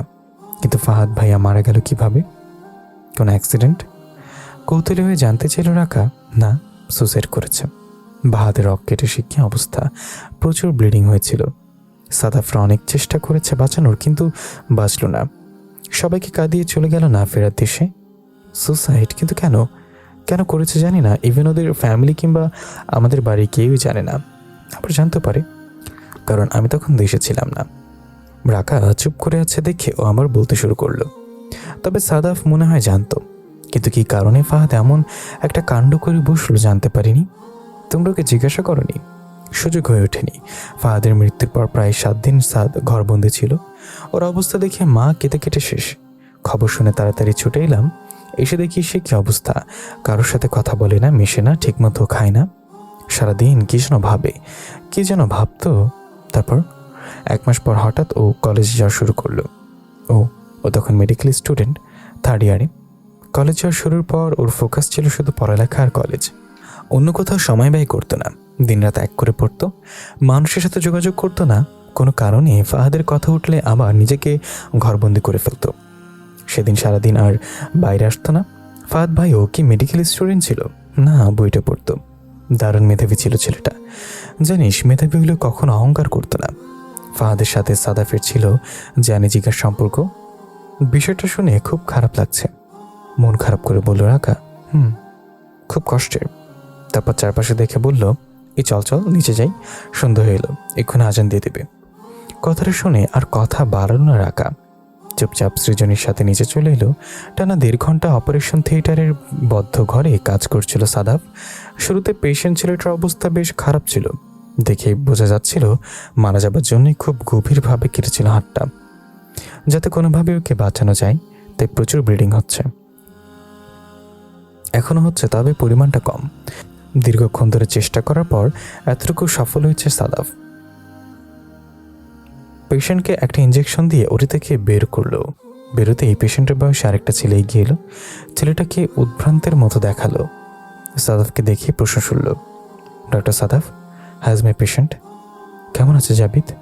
ওর উদ্বিগ্নতা দেখে সাদাফ মুচকি এসে বলল, মাথার অপারেশন শেষ হলো, ব্রেনিং এখন অফ হয়নি, বাট কমেছে। We hope that it will be stop within a few minutes. আমি জানি আপনি অনেক ভালো একজন ডাক্তার। আপনার প্রায় সব অপারেশনই সাকসেসফুল হয়, আনসাকসেস খুবই কম। প্লিজ জাবিদকে বাঁচান। ছেলেটা 1 মিনিট থেকে সাদাফের কেন যেন একটা অন্যরকম অনুভূতি জাগলো। মৃদু এসে বলল, আপনি পেশেন্টের কে হন ভাই? না, ভাইয়ের থেকে বড় কিছু, আমার ছোটবেলার বন্ধু। তা বন্ধুকে দেখে রাখতে পারলেন না? ও সুসাইড করে বসলো আর তোমরা? সরি, তুমি করে বলে ফেললাম। সাদাফের কথাটা শুনে মাথা নিচু করে ফেললো ছেলেটা। তারপর হালকা কণ্ঠে বলে উঠল, অনেক স্ট্রং ডক্টর। কাল সন্ধ্যার গার্লফ্রেন্ডের বিয়ে ছিল। আমরা বিষয়টা জানতাম, তাই রাতে আমি ওর সাথেই ছিলাম। অনেক স্বাভাবিকই ছিল, বাট দুপুরে আন্টি কল করে বলল ও দরজা খুলছে না। তারপর আবার সেই একই ঘটনার পুনরাবৃত্তি। নারী, ছলনাময়ী নারী, প্রেম করবে একজনের সাথে, বিয়ে করবে আরেকজনকে। শুধুই ছলনা, এই দুজন আরো কত জাবিদ ধুকে ধুকে মরবে, কত ফাহাদ সুসাইডের মতো জঘন্য কাজ করবে। বুয়েট ক্যাম্পাসের সামনে দাঁড়িয়ে আছে এক তরুণ, বা হাতে মেডিকেল অ্যাপ্রন। চেহারার বয়স দেখে মনে হচ্ছে মেডিকেল স্টুডেন্ট। হঠাৎ ক্যাম্পাসের হাড় দিয়ে বেরোলো ওর মতো আরেকটা ছেলে। ছেলেটা বেরিয়ে প্রথম ছেলেটার কাছে চলে এলো। একগাল হেসে বলল, সাদ, আজ তুই চলে এলি? কি ব্যাপার? আর বলিস না আর, ক্লাস হচ্ছিল না তাই চলে এলাম। তো ক্লাস নেই তাই না? কিন্তু মামা, মনে একটা কাজ আছে মামা, বলেই চোখ টিপ মারল ফাহাদ। ওর হাসি দেখে চেহারায় দুষ্টমির কথা ঠিক বুঝতে পারল সাদাফ। তাই বলল, মানে তেমন কিছু না, বিয়ে করবো, পাত্রী খুঁজছে। ফাহাদের হেয়ালি কথায় ভ্রুকুচ খেল সাদাফের। পরক্ষণে বুঝতে পেরে হাসি মুখে বলল, তা পাইছস কে মাম্মা? ফাহাদের লজ্জা মাখা মুখে বলল, তা পাইনি, কিন্তু পাবো মনে হচ্ছে। মামা, বউ দেখাবা না? আমারও তো বউ দেখা লাগবে। সাদাফের কথা শুনে ফাহাদের ভ্রুজোড়া কুচকে এলো। বলো, বউ মানে? এমনভাবে বলছিস যেন তোর বউ আমারই তো। যা, তোর আমারও তো তাই। তোর বউ মানে তো আমার বউ। আচ্ছা, তাহলে কি তোর বউ মানে আমার কে হবে? কেন, আমার বউ মানে তোর ভাবি। আফটার অল আমরা ভাই ভাই না? বলেই মেয়েকে হাসি দেয় সাদাফ। আর ফাহাদ ওর পেটে একটা পাঁচ মেরে বলল, শালা পলিটিক্স করিস আমার সাথে। শুরু হয়ে যায় দুজনের খুনসুটি। কত রঙিন ছিল সেসব দিন। স্যার, নার্সের ডাকে ধ্যান ভাঙে সাদাফের। জাবিদের অপারেশনের পর ফ্রেশ হয়ে কেবিনে এসে বসতেই চোখ দুটো লেগে আসে ওর। তারপরেই সেই পুরনো দিনের স্মৃতি ভাসে স্বপ্নে। বহুদিন পর এমন স্বপ্ন দেখেও স্মৃতিগুলো পুরনো, 5 বছর হলেও প্রায়। তবু মানুষ পটে যেন আজও জলজলে। মনে হয় এই তো সেদিনের কথা যখন ফাহাদের সাথে পরিচয় হলো ওর। অথচ কত বছর পেরিয়ে গেছে, ফাহাদ হারিয়ে গেছে দূর অচেনায়। স্যার দ্বিতীয়বার ডাক শুনে হুঁশ এলো ওর। নিজেকে সামলে নিয়ে বলল, হ্যাঁ, পেশেন্টের কী অবস্থা? জি স্যার, ভালো। অপারেশন সাকসেসফুল হয়েছে, ব্লিডিং অফ হয়েছে, কিন্তু জ্ঞান ফেরেনি। ঠিক আছে, চলো। বলেই নার্সের সাথে বেরিয়ে এলো সাদাফ। সাদাফের ব্যালকনিতে রাখা বেতের চেয়ারে একা একা বসে আছে রাখা। ব্যালকনিটা অনেক সুন্দর। সাদাফের ঘরটা যেমন সুন্দর তেমনই এটা দৈর্ঘ্য প্রায় ওদের অর্ধেক ঘরটা সমান। প্রস্থ বেশ ভালো। ব্যালকনির রেলিংগুলো কাচের তৈরি। দুই কোণায় দুটো বেলি ফুলের চারা। গাছ দুটোতে ফুলও ধরেছে বেশ কিছু। বেলি ফুল রাখার খুব প্রিয় ফুল। আচ্ছা, সাদাফেরও কি প্রিয়? হয়তো বা নয়তো বা ব্যালকনিতেই কেন রাখলো? সাদাফের কথা মনে আসতেই মন পড়ল ও এই কয়দিন ওর সাথে ঠিক করে কথা বলা হয়নি। যেদিনও বলল যে মুক্তি দেবে ওকে, তারপর থেকে আর কখনো কথা হয়নি। প্রতিদিনই তার ডিউটি, ক্লাস আর ইমার্জেন্সি পেশেন্ট, তাই দেখাও হয় না। হলেও কথা হয় না তেমন। সাদাফও বলে না, আর তাই ও বললেও না। অবশ্য সাদাফ বলবে বা কি? ও তো রাকার কাছে সময় চেয়েছে, বলছে মুক্তি দিয়ে দেবে। আচ্ছা, বিয়েটা কি এতই সহজ? চাইলে হয়, আবার চাইলেই ডিভোর্স দিয়ে দেওয়া যায়। সাদাফ কি যাবে সদ্য বিবাহিত কোনো নারীকে? যদি তার স্বামী ডিভোর্স দিয়ে দেবে, তবে সেই নারীর কি অবস্থা হয়? সমস্ত তার নামে আগে ডিভোর্সে তকমা লাগিয়ে দেয়। আর সাদাফ ঠিক কী কারণে বিয়েটা মানেনি বা ডিভোর্স দিতে চায় সেটাও বলেনি। ও যদি না বলে তবে রাকা জানবে কি করে? হঠাৎ সৃজনী ব্যালকনির দরজায় এসে বলল, আসবো ভাবি সাহেবা। ওর কণ্ঠ শুনে চমকে উঠলেও তৎক্ষণাৎ নিজেকে সামনে নিয়ে রাখা। বলে, আরে সৃজা আপু, তুমি আবার এসব ফর্মালিটি শুরু করলে কবে থেকে? তোমার ছোট্ট ভাইয়ের ঘরে আসতেই পারো। আগে তো এমন ফর্মালিটি করতে না, এখন এমন মনে হয় করা উচিত। রাকা কথাটা বুঝতে না পেরে বলল, মানে? আরে এখানে তো ভাই বিয়ে করেছে, বুঝিস না? আমি তো নক না করে সেই ভাই রোম্যান্স দেখতে পারি না। বলেই মিটিমিটি হাসতে লাগলো। আচ্ছা, যে তোমার নিরামিষী ভাই এসে রোম্যান্স করবে? রাকা তাচ্ছিল ভরা কণ্ঠ শুনে সৃজনী যেন আরও মজা পেল। বলো, কেন রে, আদর করে না বুঝি? না, কি কম হয়ে গেছে বলেই মাইন্ড করেছিস? বলি ভুরু নাচালো। রাকা হঠাৎ আনমনে জানতে চাইল, আচ্ছা উনি বিয়ে করতে চাননি কেন? কাকে ভালোবাসতেন? প্রশ্নটা শুনে মুখের হাসি উড়ে গেল সৃজনীর। মুখে নেমে এলো ঘোর অন্ধকার। তারপর সিরিয়াস ভঙ্গিতে বলল, হঠাৎ এই প্রশ্ন কেন? এরপর রাকা সৃজনীকে বাসর রাতের পর থেকে আজ পর্যন্ত ঘটে যাওয়া সব গল্পগুলো বলল। সবটা শুনে সৃজনী কিছুক্ষণ কি যেন ভাবলো। বলল, জানি না ওর এই ব্যবহারের কারণ, তবে ফাহাদের মৃত্যুর পর থেকে সাদ যখন বদলে যেতে শুরু করলো, তখন থেকে অদ্ভুতভাবে মেয়েদের ইগনোর করত, কেমন যেন ঘৃণার চোখে দেখত। এমনটা করার ঠিক কারণটা আমার জানা নেই। কেন যে করে তা শুধু ওই জানে। সৃজনীর কথার মাঝখানে ও ঘর থেকে ওর স্বামী জামিল সাহেব ডাকতে শুরু করলেন। সৃজু, এই সৃজু। ডাকটা শুনেও তাড়াহুড়া করে বলল, আচ্ছা থাক, যে হোক, ও ডাকছে। তারপর তার উদ্দেশ্যে চিল্লিয়ে বলল, আসছি। সৃজনী চলে যেতে নিলেই রাকা মজা করে বলল, তোমারও তোমার চোখে হারাই, কি প্রেম, জিও জিও। সৃজনী ততক্ষণে দরজা পর্যন্ত গেছে পৌঁছে। সেখান থেকে মাথা ঘুরিয়ে বলল, তুই বেশি বুঝিস, হয়তো কোনো দরকারে। ওকে কথা শেষ করতে না দিয়ে রাকা বলল, হ্যাঁ, রোম্যান্সের দরকারে, যাও যাও। ওর কথাটা কানে পৌঁছালোই না, শোনার ভান না করে চলে গেল। কারণ রাকার এই ফাজলামো মার্কা কথায় লজ্জা পাওয়া ছাড়া আর কোনো উপায় নেই। প্রায় 1 ঘন্টা আগে জাবিদের গান ফিরেছে। এখন কেবিনে শিফট করা হয়েছে। কেবিনে শিফট করার পরপরই চেক আপে এসে ওকে ইচ্ছা মতো ঝাড়ছে সাদাফ। কেন কারোর কথা না ভেবে ও সুসাইড করতে গেল? ওর ফ্যামিলি, ওর বাবা মা, বন্ধু বান্ধব, এরা কি কিছুই না? শুধু একটা মেয়ের জন্য তাদের ছেড়ে চলে যাচ্ছিল। মরার আগে একবার কি মনে হয়নি ওদের কথা? প্রায় আধা ঘন্টা ধরে অনেক ঝাড়িঝুড়ি মেরে অনেক বুঝে কেবিন থেকে বেরোলো সাদাফ। এখন মনটা বেশ শান্ত, খুব ভালো লাগছে। অনেক চেষ্টার পর জাবিদ নামের ছেলেটাকে বাঁচানো গেছে। ওর জ্ঞান ফিরেছে শুনে ওর পরিবারের মানুষগুলো হাসি মুখে দেখে যেন উথাল পাথাল মনটা সুস্থির হলো ওর। ওকে বাঁচাতে পেরে নিজেকে যেন এভারেস্ট জয়ী মনে হচ্ছিল। ভাবতে ভাবতে হঠাৎ মনে হলো, আচ্ছা ফাহাদকে বাঁচাতে পারতো না? আল্লাহ কি তার অশেষ কুদরতে জাবিদের মতো ফাহাদকেও বাঁচাতে পারতো না?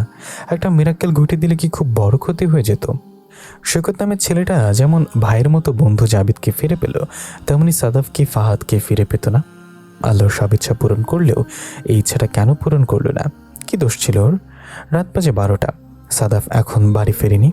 না ঘুমিয়ে ঘরের মধ্যে পায়চারি করছে রাকা। ও ঠিক করেছে আজ সাদাফের সাথে একটা হেস্তনস্ত করেই ছাড়বে। কি পেয়েছেটা কি? রাকা কোনো মানুষ নয়। ওকে বিয়ে করে এনে ওর সাথে এমন ব্যবহার করে যেন চেনেই না। মানুষ তো মানুষের সাথে দেখা হলে অত্যন্ত ভদ্রতার খাতিরে জিজ্ঞাসা করে যে সে কেমন আছে। আর এই সাদাফ কোনোদিন কি রাকার সাথে কথা বলেছে? সে বিয়ের পর 2 দিন রাকা যেই ঝগড়া করেছে তাতে একটু কথা হয়েছিল। আর কি কোনোদিন কথা বলেছিল? বিয়ের 1 মাস হয়ে গেল, তার মধ্যে একদিনও কিছু বলেনি। তুমি খেয়েছ? তোমার কিছু লাগবে? এই টাইপের কথা তো দূরে, ওর দিকে ঠিকমতো তাকাও না। স্ত্রীচার কথা শুনে ভেবেছিলাম সাদাফের এমন ব্যবহারের কারণে খুঁজে বের করব, কিন্তু সেটা কোনোভাবেই সম্ভব নয়। তাই সাদাফকেই জিজ্ঞাসা করতে হবে। সেজন্য আজকে ওকে ধরবো। ওর কিসের এত অ্যাটিটিউড, এত দিমাগ, তা বের করেই ছাড়বো। ঘড়ির কাঁটা 12টা 10-এ পৌঁছাতেই সাদাফ বাড়ি ফিরল। ঘরে ঢুকে অ্যাপ্রন ওয়াচ খুলে রেখে টাওয়ালটা হাতে নিয়ে ওয়াশরুমে ঢুকে গেল।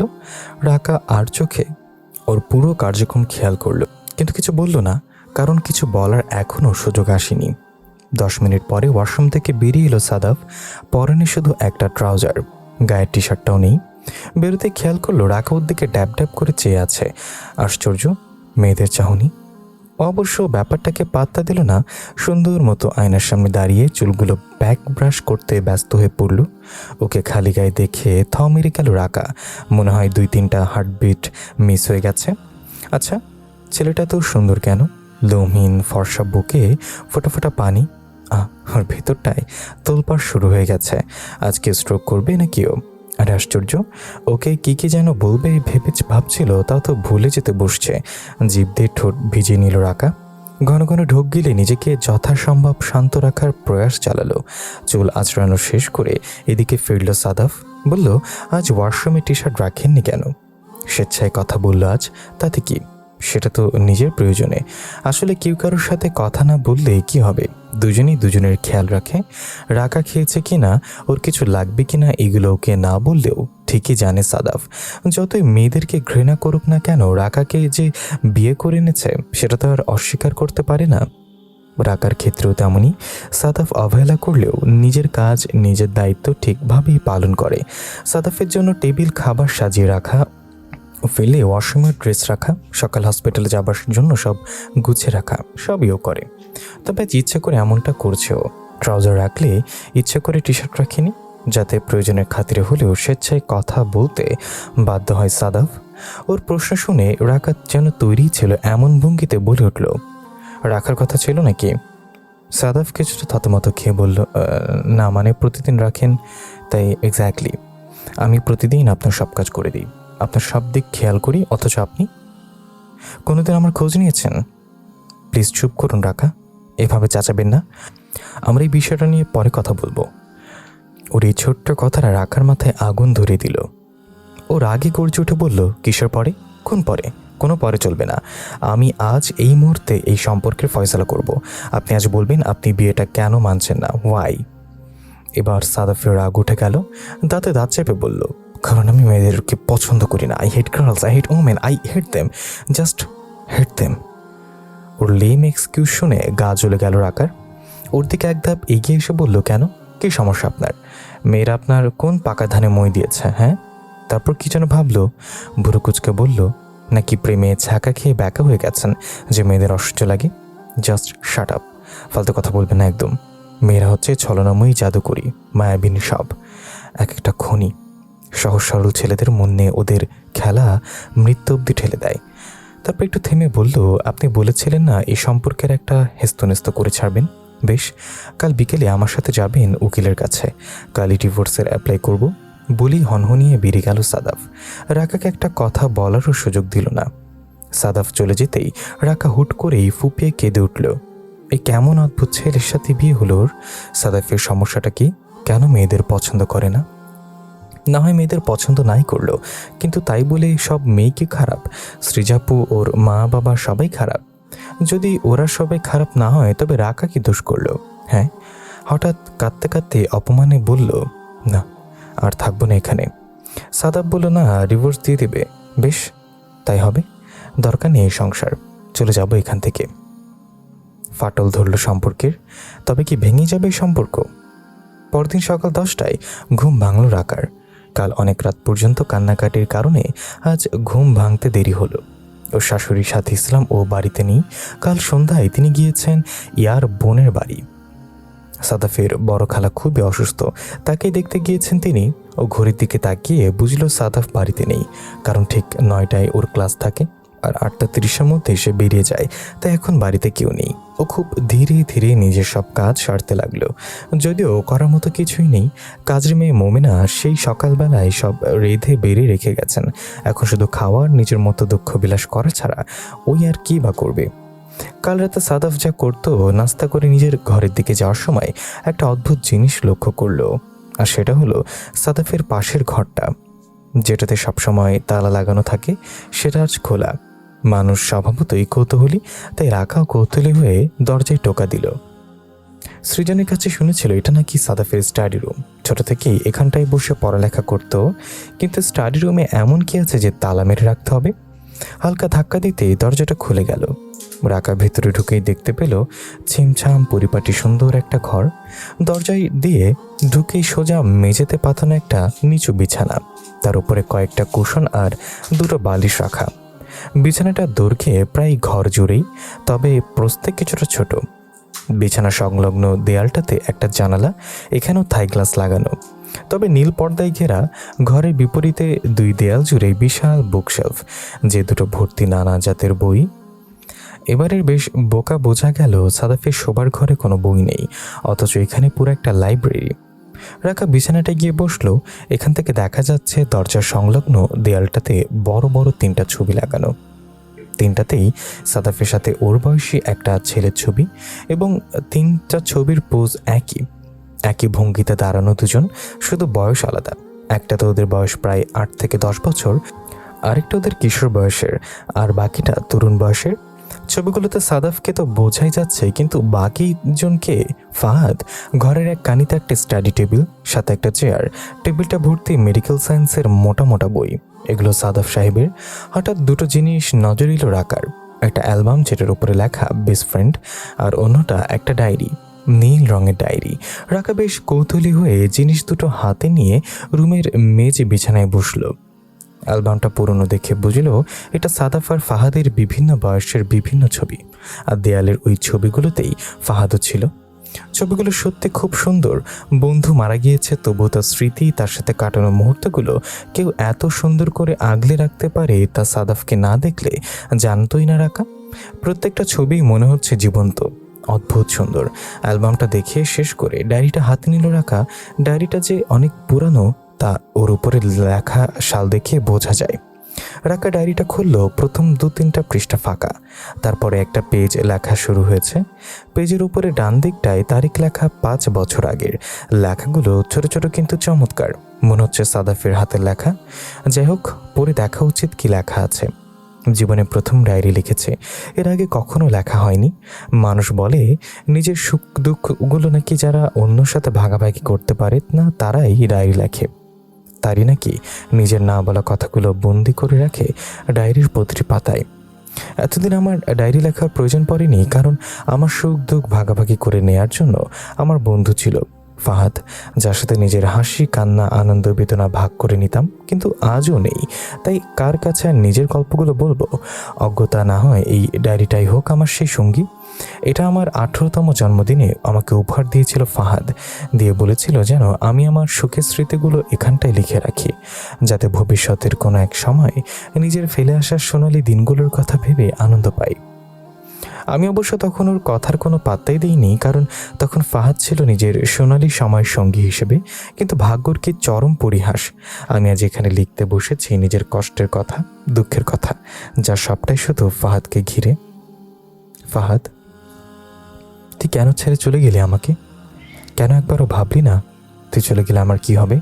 আমাদের কি হবে? তুই জানিস আন্টি আঙ্কেল কত কষ্ট পাচ্ছে? শুধু কি তাই, আমি কি কষ্ট পাচ্ছি না? তুই তো বলেছিলি যতদিন বাঁচবি আমাদের সাথেই থাকবি, তবে কেন চলে গেলি অকালে? বিশ্বাসঘাতক, তুই নিজের কথা রাখলি না কেন? আচ্ছা, তুই না সবসময় বলতি আমি তোর বেস্ট ফ্রেন্ড, আমাকে তুই সবসময় সব কিছু বলতি? আমরা না ওয়াদা করেছিলাম নিজেদের সব দুঃখ কষ্টগুলো ভাগাভাগি করব?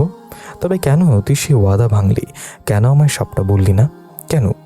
জানিস, মাঝে মাঝে নিজের উপর প্রচণ্ড রাগ হয়। কেন একবারও তোকে বারণ করিনি? কেন তোকে ওই মায়া নামক মায়াবী নারীর ছলনায় ভুলতে দিলাম? কেন তো জীবনটাকে ওই ছলনাময়ীর হাতে পুতুল হতে দিলাম? দেখ, ওই শয়তান তো ঠিকই খুশিতে আছে। সিফাতের কাছে শুনলাম ওর সামনের মাসে নাকি বিয়ে। ভাব, কত শয়তান মহিলা তোকে কাঁদিয়ে বিয়ে করতে যাচ্ছে ওই শালারে, যার জন্য বাজি ধরে তোকে ঠকিয়েছে শালি। আমার আজও মনে পড়ে সেদিনকার কথা, যেদিন প্রথম ওই হারামিটাকে দেখেছিলি তুই। কত ইনোসেন্ট সেজেছিল সেদিন, যেন কারোর সাথে মিশতেই পারে না, কথা বলতে পারে না। কি ঢং! যেদিন তুই ওকে দেখিয়ে আমার কানে কানে বলেছিলি তুই ওকে ভালোবাসিস, ওর সাথে রিলেশনে আছিস, জানিস সেদিন কেন যেন মনের অজান্তেই ভয় পেয়ে গিয়েছিলাম আমি। ভেবেছিলাম মেয়েটা না জানি কি করে, ও কোনো প্লে গার্ল নয় তো। কিন্তু ওর সাথে কথা বলে মনে হলো বড় ভালো মেয়েটা। ঘূর্ণাক্ষরেও টের পাইনি সেদিনের সেই কাল নাগিনে আজ তোকে দংশন করবে। দোস্ত, সত্যি বলছি, যদি বুঝতাম তবে আজ আর এই দিন দেখতে হতো না তোর। এই পৃষ্ঠা আর কিছু লেখা নেই, পরে পেজে আবার শুরু হয়েছে রিলেশনশিপে থাকে সবাই জিএফবিএফকে গিফট দেয়, এটা স্বাভাবিক। মায়াও মাঝে মাঝে দিত, কিন্তু কখনোই কেন যেন তোর কাছে কিছু নিতে চাইতো না। তখন ভেবেছিলাম মেয়েটা সত্যি খুব ভালো, তুই তখনই স্টুডেন্ট বলে কিচ্ছু নিতি না। কত বুঝদারের অভিনয় ছিল ভাব। অবশেষে তোর অতিমাত্রায় জোরাজুরি করার পরও টুকটাক গিফট নিত। আমি দিতাম বন্ধুর বউ হিসেবে। রিলেশনের 4 মাসের মাথায় একদিন ও এসে বলল ওর নাকি ফোন হারিয়ে গেছে। কি ঢং সেদিন করেছিল মনে আছে? কি হয়েছে বলে না, শুধু মুখ কালো করে রাখে। কি অসাধারণ অভিনয়! সেসব দিয়ে কত বোঝানোর পর সবটা বলল। ও সব কথা শুনে তুইও মাখনের মতো গলে গেলি। নিজের টিউশনের জমানো টাকা ওকে ফোন কিনে দিলি, আর আমায় এসে বললি দোস্ত মেয়েটা খুব লাজুক। চলতে লাগলো তোদের রিলেশন, আর তোদের সেই ভালোবাসার গল্পটাই যুক্ত হতে থাকলো নানান ছোট গল্প। সুখ আনন্দ ভর্তি ছিল সেসব। তোদের লাভ স্টোরি দেখে আমার মনে হতো সবাই যেন জীবনে এমন ভালোবাসার মানুষ পায়। কি গাধাই না ছিলাম। তারপর যেদিন তোদের রিলেশনের 1 বছর পূর্তি হলো, কত আয়োজন কত কেনা করলাম সেদিন। দিনটা ভালোই গেল, কিন্তু রাতের আধার নামতেই নেমে এলো এক ঘোর অন্ধকার। পরের দিন ঠিক সকালবেলা তুই এসে বললি মায়ের কোনো খবর নেই, ওনাকে তোকে ফেসবুক, হোয়াটসঅ্যাপ, ইমো, ফোনে সবটাতেই ব্লক করেছে। 2 দিন তার কোনো খবর নেই, আর সেই 2 দিনেই তোর কি অবস্থা! পুরো পাগলের মতো হয়েছিলি তুই। কত কষ্টে তোকে সামলেছিলাম আমি। 2 দিন পর সে মায়াবিনী এসে কেঁদে কেটে বলল ওর ফ্যামিলি ওর বিয়ে ঠিক করেছে। ও নাকি ফ্যামিলির অমতে বিয়ে করতে পারবে না। তুই কত বোঝালি, আমি বোঝালাম, শালি মানলই না। কাট ব্রেকআপ করে চলে গেল। এরপর তুই এসে ধরলি আমায়। আন্টি আঙ্কেলকে ম্যানেজ করতে বল। কত কিছুর পর তারা ম্যানেজ হলেন, ওনারা গেলেন তোর বিয়ের প্রস্তাব নিয়ে। এটাই হয়তো ছিল আমার সব থেকে বড় ভুল। যদি ওনারা না যেতেন ওদের বাড়ি, তাহলে তো হয়তো সত্যিটা কখনোই বেরিয়ে আসতো না, আর না তুই এভাবে হারাতি। আমি না হয় তোকে তোর ব্যর্থ ভালোবাসার গ্লানি ভুলে যেতে বলতে পারতাম। তুই না হয় একটু দুঃখ পেতি, কিন্তু বেঁচে তো থাকতি। কিন্তু তার হলো কোথায়? আঙ্কেল আন্টি গিয়ে শুনলেন মায়ের বিয়েটা নাকি ওর ইচ্ছেতেই ওরই ভালোবাসার মানুষের সাথে ঠিক করা হয়েছে। আর ও কি বলেছিল? জোর করে বিয়ে দিচ্ছে। মানুষ যে কত ছলনা করতে পারে। আর সে মায়ের সে ভালোবাসার মানুষটা কি ছিল তোদের ভার্সিটির সায়ন, যার সাথে সবসময় ঝগড়া হতো তোর। ভার্সিটির প্রথম দিন থেকেই শালা তোকে জ্বালাতো, তুইও কম যেতি না, প্রতিবার উচিত শিক্ষা দিয়েই ছাড়তি। আর ওর কি রাগ! সে রাগের প্রতিশোধ নেওয়ার জন্যই ও এত কিছু করেছিল। নিজের গার্লফ্রেন্ডকে দিয়ে সেদিন যদি কোনোভাবে জানতাম মাই ছিল ওর গার্লফ্রেন্ড, ঘটনাটা এখানে শেষ হয়ে গেলেও পারত। তুই নিজেকে সামলেই নিয়েছিলি। আমরাও ব্যাপারটা ভুলে যাওয়ার জন্য ওই কথা আর তুলতাম না। মায়াও কখনো আর তোর সামনে আসার চেষ্টা করতো না। সবই ঠিকই ছিল। তুই সবসময় স্বাভাবিক থাকার ভান করলেও আমি জানতাম তোর কষ্টটা, বুঝতাম তোর ভেতরে কিভাবে কষ্টে কষ্টে শেষ হয়ে যাচ্ছে। কারণ আমরা যে একই আত্মা। কিন্তু ফাহাদ, তুই কেন সেদিনের ঘটনায় আমায় এসে বললি না? কেন বলিসনি ওই শায়নের বাচ্চা তোকে শপিং মলে কিভাবে অপমান করেছে? কেন আমাকে ঘটনাটা সিফাতের কাছে জানতে হলো? আর দেখ এই সিফাতও কেমন, ব্যাপারটা আমাকে সে একবার বললো না। বললো কখন? যখন তোকে হসপিটালে ভর্তি করলাম তখন। যদি একবার ওই দিনের ঘটনাটা আমি জানতাম, আমি কখনোই তোকে একা ছাড়তাম না। বিশ্বাস কর। এরপর আরও কিছু পেজ ফাঁকা ডায়েরিতে, তারপর একটা পেজে 3 বছর আগের তারিখ দিয়ে লেখা। আজ আমি খুব খুশি হয়েছি। জানিস ফাহাদ, কারোর ঘর ভেঙে যাওয়ার কখনো এতটা খুশি হয়নি, কারণ সংসার ভাঙা তো আর ভালো বিষয় না, চরম হতাশার একটা ব্যাপার। তবে আজ খুশি হয়েছি, খুবই খুশি হয়েছি। মায়ের ডিভোর্স হয়ে গেছে। বেটা সায়ন অন্য একটা মেয়েকে পেয়ে মায়াকে ভুলে গেছে। ঠিক হয়েছে, প্রকৃতি ঠিকই শাস্তি দেয়, নিজের দেয়া ব্যবহারগুলো ঠিকই ফিরে পায়, শুধু সময় লাগে একটু। মায়া যেমন ঠকিয়েছিল তোকে, ঠিক তেমনই সায়নও তোকেই ঠকিয়েছে। শায়নের কথা ও তোর সাথে খেলেছিল আর ভেবেছিল শায়ন বুঝি সত্যি ওকে ভালোবাসে, কিন্তু গাধিটা বুঝিনি রিভেঞ্জ অফ নেচার বলেও একটা কথা আছে। যে শায়ন নিজের স্বার্থের জন্য নিজের গার্লফ্রেন্ডকে অন্যর কাছে পাঠায় প্রেমের অভিনয় করার জন্য, সে যে আবার স্বার্থের জন্য সে গার্লফ্রেন্ডকেও ছেড়ে যেতে পারে তা তো জানা কথা। আমি যদি জানি তুই আজ বেঁচে থাকতি, তবে ওকে ঠিকই ফিরিয়ে নিতি নিজের কাছে, কারণ তুই যে ওকে সত্যি সত্যি ভালোবেসেছিলি। শায়ন তার বাসেনি। ডায়েরিটার এতগুলো পেজ পড়ার পর চোখ ভিজে এলো রাকার। ও বুঝতে পারলো ঠিক কী কারণে ফাহাদ মারা গিয়েছিল, আর ঠিক কী কারণে ফাহাদের মৃত্যুতে সাদাফের এতটা পরিবর্তন হয়। হাসি খুশি ছেলেটা বদলে যায় কেমন গম্ভীর হয়ে। তবে এটা ভেবে খুশি লাগছে যে মায়া তার কর্মকাণ্ডের শাস্তি পেয়েছে। ফাহাদের মৃত্যুতে ওর কোনো কিছু না হলেও শায়ন যে ওকে ত্যাগ করেছে তাতেই খুশি হয়েছে রাকা। সাদাফের কথাই ঠিক, রিভেঞ্জ অফ নেচার। রাকা ভাবলো ডায়েরিতে বুঝে আর কিছু লেখা নেই, কিন্তু আরও কিছু ফাঁকা পেজ পাল্টাবার পর নজরে এলো ফাহাদের মৃত্যুর পর ভেবেছিলাম এই জীবনে কখনো বিয়ে করব না। ভাবতাম নারী মানে ঝামেলা, ছলনাময়ী, সব স্বার্থপর, কিন্তু শেষ পর্যন্ত নিজের প্রতিজ্ঞা রাখতে পারলাম না। মা জেদ ধরে বসলো আমি বিয়ে না করলে তিনি বাড়ি ছেড়ে চলে যাবেন। নিজের ওষুধ খাবেন না, মানে ইমোশনাল ব্ল্যাকমেল আর কি। বিয়েটা তো করলাম। মেয়েটার নাম রাকা। জানিস, রাকা মানে পূর্ণিমা চাঁদ। সত্যি মেয়েটা পূর্ণিমা চাঁদের মতোই সুন্দর, তাই ভেবেছিলাম ব্যবহারটা বুঝি অমন নরম কোমল হবে। মা বুঝে আমার জন্য শান্তশিষ্ট কোনো মেয়ে ধরে এনেছে, কিন্তু না, একেবারে ধালি নৌকা, কথায় কথায় তেজ। বাপরে বাপ। তবে ফাহাদ, তুই তো ঠিক এমন একটা ভাবই চেয়েছিলি, তাই না? তুই থাকলে তাই মনটাকে মানানো যেত, কিন্তু কি করব বল, আর কাউকে হয়ে বিশ্বাস করতে মন সায় দেয় না। যতবারই ভাবি মেয়েটাকে কষ্ট দেব না, গ্রহণ করে নেব, ততবারই মনে পড়ে তোর সেই রক্তহীন ফ্যাকাশে মুখখানি। মনে পড়ে ঠিক কতখানি কষ্ট পেয়ে তুই নিজেকে শেষ করে দেওয়ার চেষ্টা করেছিলি। ওর দেয়া বর্ণনা দেখে পেটে ফেটে হাসি আসলো রাকার। সাদাফুকে ধানি লঙ্কা ভাবে, ও কথায় কথায় তেজ দেখায়, ভাবতে হাসি পেল ওর। কিন্তু পরক্ষণই আজ বিকালের কথা ভেবে মন খারাপ হয়ে গেল ওর। সাদাফ বলেছে আজ উকিলের কাছে যাবার কথা, কিন্তু কি হবে তাহলে? আর সকাল পর্যন্ত মনে হয়েছে ডিভোর্স ওদের জন্য সঠিক সিদ্ধান্ত। তাতে রাকার মুক্তি আর সাদাফেরও, দুজনই নিজের মতো করে বাঁচতে পারে। কিন্তু ডায়েরিটা পড়ার পর থেকে মনে হচ্ছে ডিভোর্স কোনো সঠিক সিদ্ধান্ত নয়, হতে পারে না। মানুষ সামাজিক জীব, নিজের এবং সমাজের প্রয়োজনেই তাকে বিয়েটা করতে হয়। সাদাফের নারী বিদ্বেষিতার কথা যদি ও রাকাকে ডিভোর্স দিয়ে দেয় তাতে কোনো লাভ হবে না, কারণ এতে যেমন করে রাকার গায়ে ডিভোর্সের তকমাটা লাগবে, ঠিক তেমন করে সাদাফও আর স্বাভাবিক জীবনযাপন করতে পারবে না। যাতে আলাদা হয়ে যাক না কেন, সমাজে চলতে গেলেও তারও কোনো না কোনো সমস্যার সম্মুখীন হতে হবে। আর একজন সঙ্গী ছাড়া সাদাফ চলবেই বা কী করে? সারা জীবন তো আর ওর মা বেঁচে থাকবে না, সৃজনীয় তো থাকবে না, তারও তো নিজস্ব সংসার আছে। তাহলে না না, রাকা কিছুতেই ওকে ডিভোর্স দেবে না, কিছুতেই না। অ্যাডভোকেট সারোয়ার হোসেনের চেম্বারে বসে আছে সাদাফ আর রাকা। উকিলের যাবতীয় প্রশ্ন, যাবতীয় কথাবার্তা সবকিছুই সাদাফ বলেছে। রাকা শুধু চুপচাপ বসে সবটা শুনে যাচ্ছে। কথাবার্তার ফাঁকে ফাঁকে অ্যাডভোকেট লোকটা কেমন করে যেন ওর দিকে তাকাচ্ছে, কিন্তু ওর সেদিকে খেয়াল নেই। ও মনে প্রাণে চাচ্ছে উকিলটা যেন না করে দেয়, কোনোভাবেই যেন ডিভোর্সটা আটকে যায়। এক পর্যায়ে মিস্টার সারোয়ার হোসেন সাদাফকে বাইরে যেতে বলে, রাকাকে ভেতরে থাকতে বলেন। ততক্ষণে ওর হুঁশ হয়। বুকের ভেতরটা উত্তেজনায় ধুমধাম করে বাজছে। কি বলবেন মিস্টার সারোয়ার? সাদাফ বেরিয়ে যেতে লোকটা ওর দিকে ফিরল, বলল, দেখুন মিসেস ইসলাম, আমি অনেকক্ষণ ধরে আপনাকে খেয়াল করছি। আপনাকে বেশ অন্যমনস্ক আর খানিকটা টেন্সড লাগছে। ব্যাপারটা কি বলুন তো? লোকটার প্রশ্নে থতমত খেয়ে গেল রাকা। আমতামতা করে বলল, জি মানে ওকে আমতা আমতা করতে দেখে উনি আবারও বললেন, আপনি কি ডিভোর্স দিতে রাজি নন? ওনার সাথে থাকতে চাচ্ছেন? জি, আমি ডিভোর্সটা চাচ্ছি না, উনি চাচ্ছেন। কেন? কোনো প্রবলেম? ফিজিক্যাল, ফাইন্যান্সিয়াল আর ফ্যামিলিগত? জি না, এমন কোনো সমস্যা নেই, সব দিক থেকে আমাদের ফুল সাপোর্ট আছে। তাহলে? লোকটা জানতে চাইতেই ওনাকে সম্পূর্ণ বিষয়টা খুলে বলে রাকা। ও যে ডিভোর্সটা চাচ্ছে না, সাদাফের সাথেই থাকতে চাচ্ছে, ব্যাপারটা বুঝিয়ে বলে।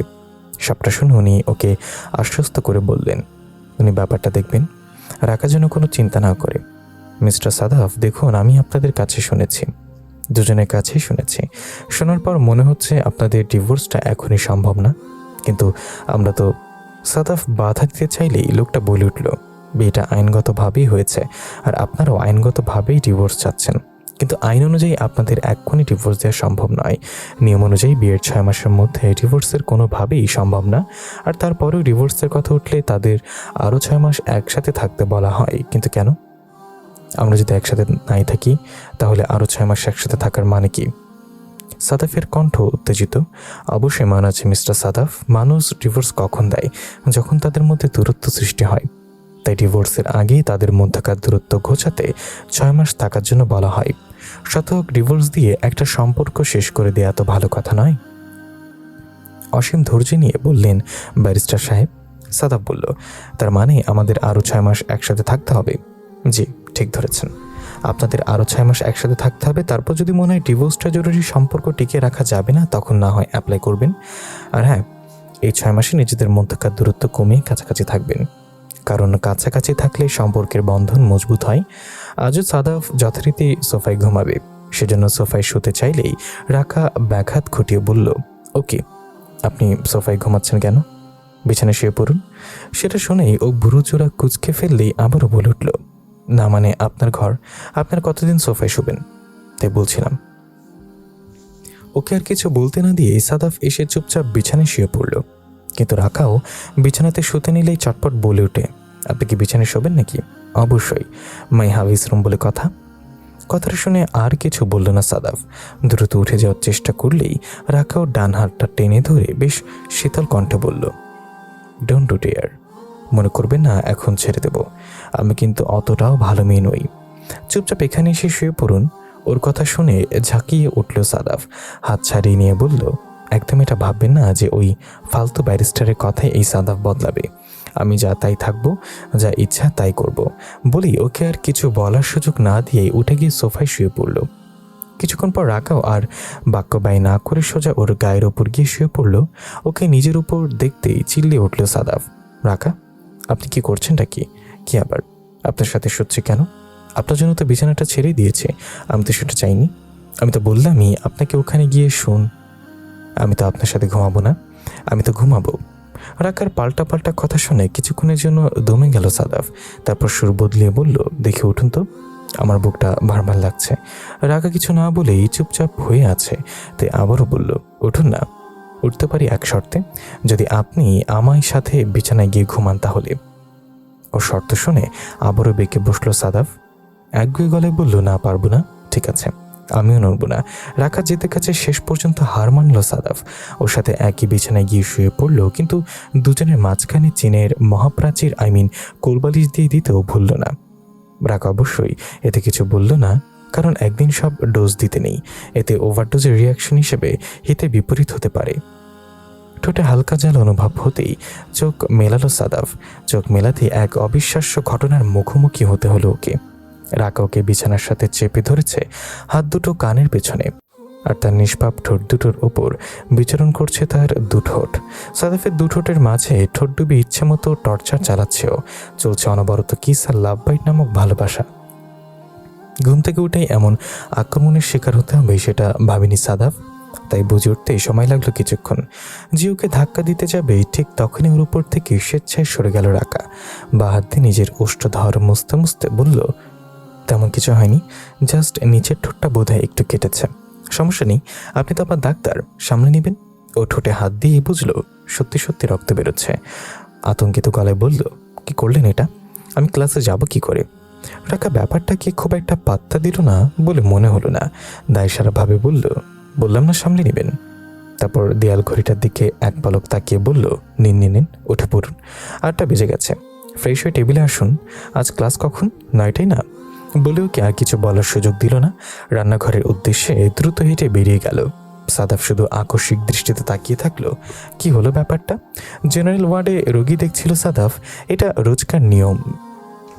রোগী দেখা শেষ করে কেবিনে এসেই ওর পিএস এসে মিস মিলাকে ডাক দিল। মিলি আসতেই জানতে চাইল, মিস মিলি, কি হচ্ছে বলুন তো। ও ঠিক বুঝতে পারলো না সাদাফ কি বিষয়ে কথা বলছে। তা বলল, জি স্যার, ঠিক বুঝতে পারলাম না, কোন বিষয়ে জানতে চাচ্ছেন? না মানে রাউন্ড টাইমে খেয়াল করলাম সবাই কিনে যেন ফিসফিস করছিল, বলছিল কি সব মেলোড্রামা হয়েছে কাল, কি ব্যাপার? মিলি এবারে বেশ বুঝতে পারলো, সব জেনে ফেলেছে এমন ভঙ্গি করে বলল, ও স্যার, কাল আপনি যখন ছিলেন না তখন একটা ঘটনা ঘটেছে। কেবিন নং 103-এ ও মিস জাবিদ আছে না, ওনাকে নিয়ে। কি হয়েছে ওর? ভুরুকুচকে জিজ্ঞাসা করলো। না না, ওর কিছু হয়নি, হয়েছে ওনার গার্লফ্রেন্ডের। কাল বিকেলে এসেছিল স্যার ওর গার্লফ্রেন্ড, কিন্তু আমি তো শুনলাম তার নাকি অন্য জায়গায় বিয়ে হয়ে গেছে, সেখানে আসতে যাবে। সাদাফের গলা বেশ উত্তেজিত হয়ে এসছে। না স্যার, বিয়ে হয়নি, মেয়ে বিয়ের আসর থেকে পালিয়ে এসেছে। ছেলের বাড়ি এসে শোনে সে হসপিটালে, তাই হসপিটালে এসেছিল, কিন্তু ছেলের ফ্যামিলি লোকেরা মানছে না, মিস্টার জাবিদের সঙ্গে দেখা পর্যন্ত করতে দিচ্ছিল না। উচিত হয়েছে। তারপর সাদাফের মনে পড়ছে ফাহাদের কথা, কি কষ্টটাই না করেছে। উচিত হয়নি স্যার, মেয়েটা নিজের ফ্যামিলির কথা না ভেবে এই বিয়ের আসর থেকে পালিয়ে এসেছে, এর থেকে বড় কিছু হয়? ছেলেটা সুসাইড করলো, কিন্তু মেয়েটাও কি কম ত্যাগ করলো বলুন? সত্যি ভালোবাসা মহান। সাদাফ বুঝদারের ভঙ্গিতে মাথা নাড়ালো, তারপর বলল, কিন্তু তারপর হলোটা কি?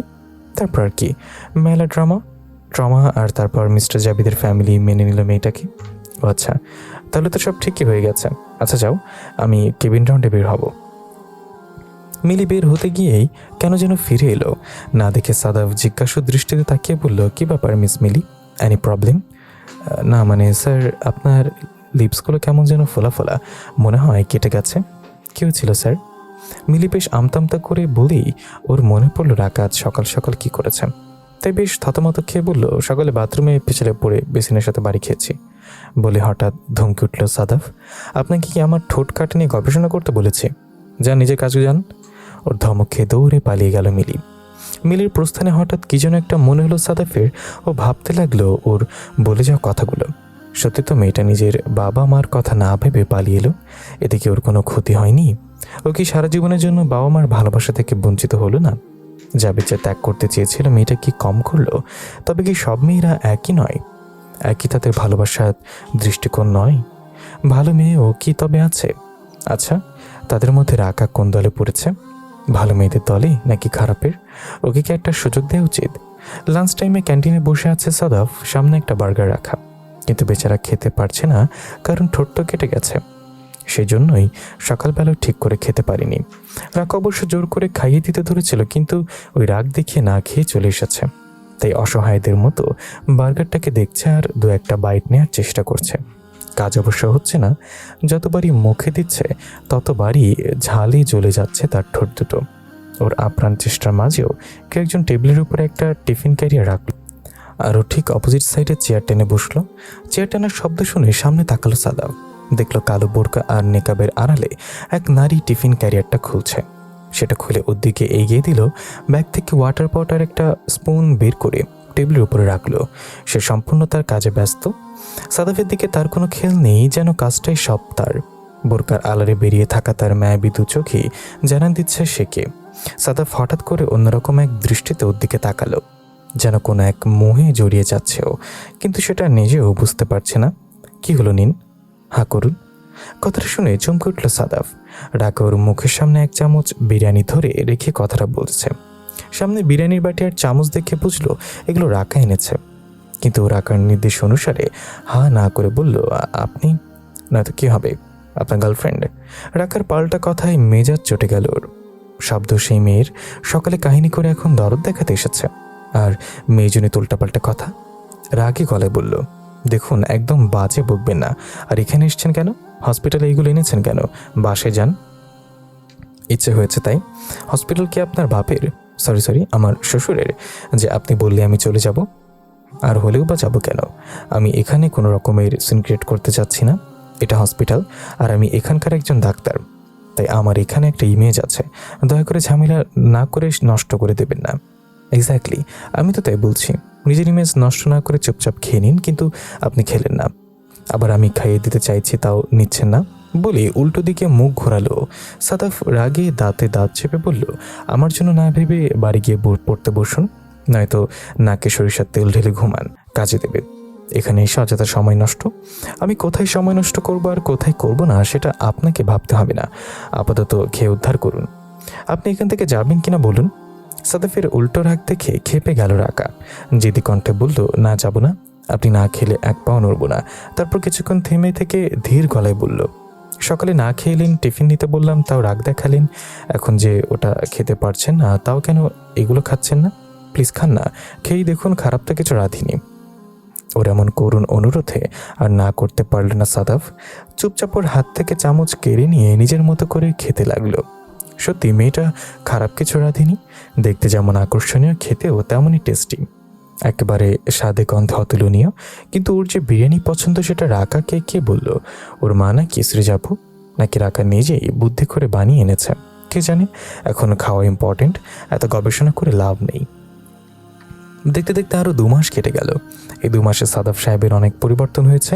ওদের সম্পর্ক ঠিক হয়নি ঠিকই, কিন্তু দূরত্ব কমেছে। আগের মতো উঠতে বসতে ঝগড়া আর লাগে না। নিয়মমাফিক একসাথে খাওয়া, দুপুরে সাদাফের জন্য লাঞ্চ পাঠানো, ও না নিয়ে গেলে সোজা হসপিটালে গিয়ে হামলা করা, শাশুড়ির সাথে গল্প করা, গুজব করা, কিন্তু নিজের পড়া এসব রাখার ডেইলি রুটিন। এরই মধ্যে সাদাফ ওকে মাস্টার্সে ভর্তি করে দিয়েছে। রোজ একসাথে বাড়ি থেকে বের হয়ে যায় ওরা। রাকাকে ভার্সিটিতে নামিয়ে দিয়ে তারপর হসপিটালে যায় সাদাফ। ভার্সিটি থেকে এসে বিকেলের দিকে সাথী ইসলামের সাথে আড্ডায় মত্ত হয় রাকা।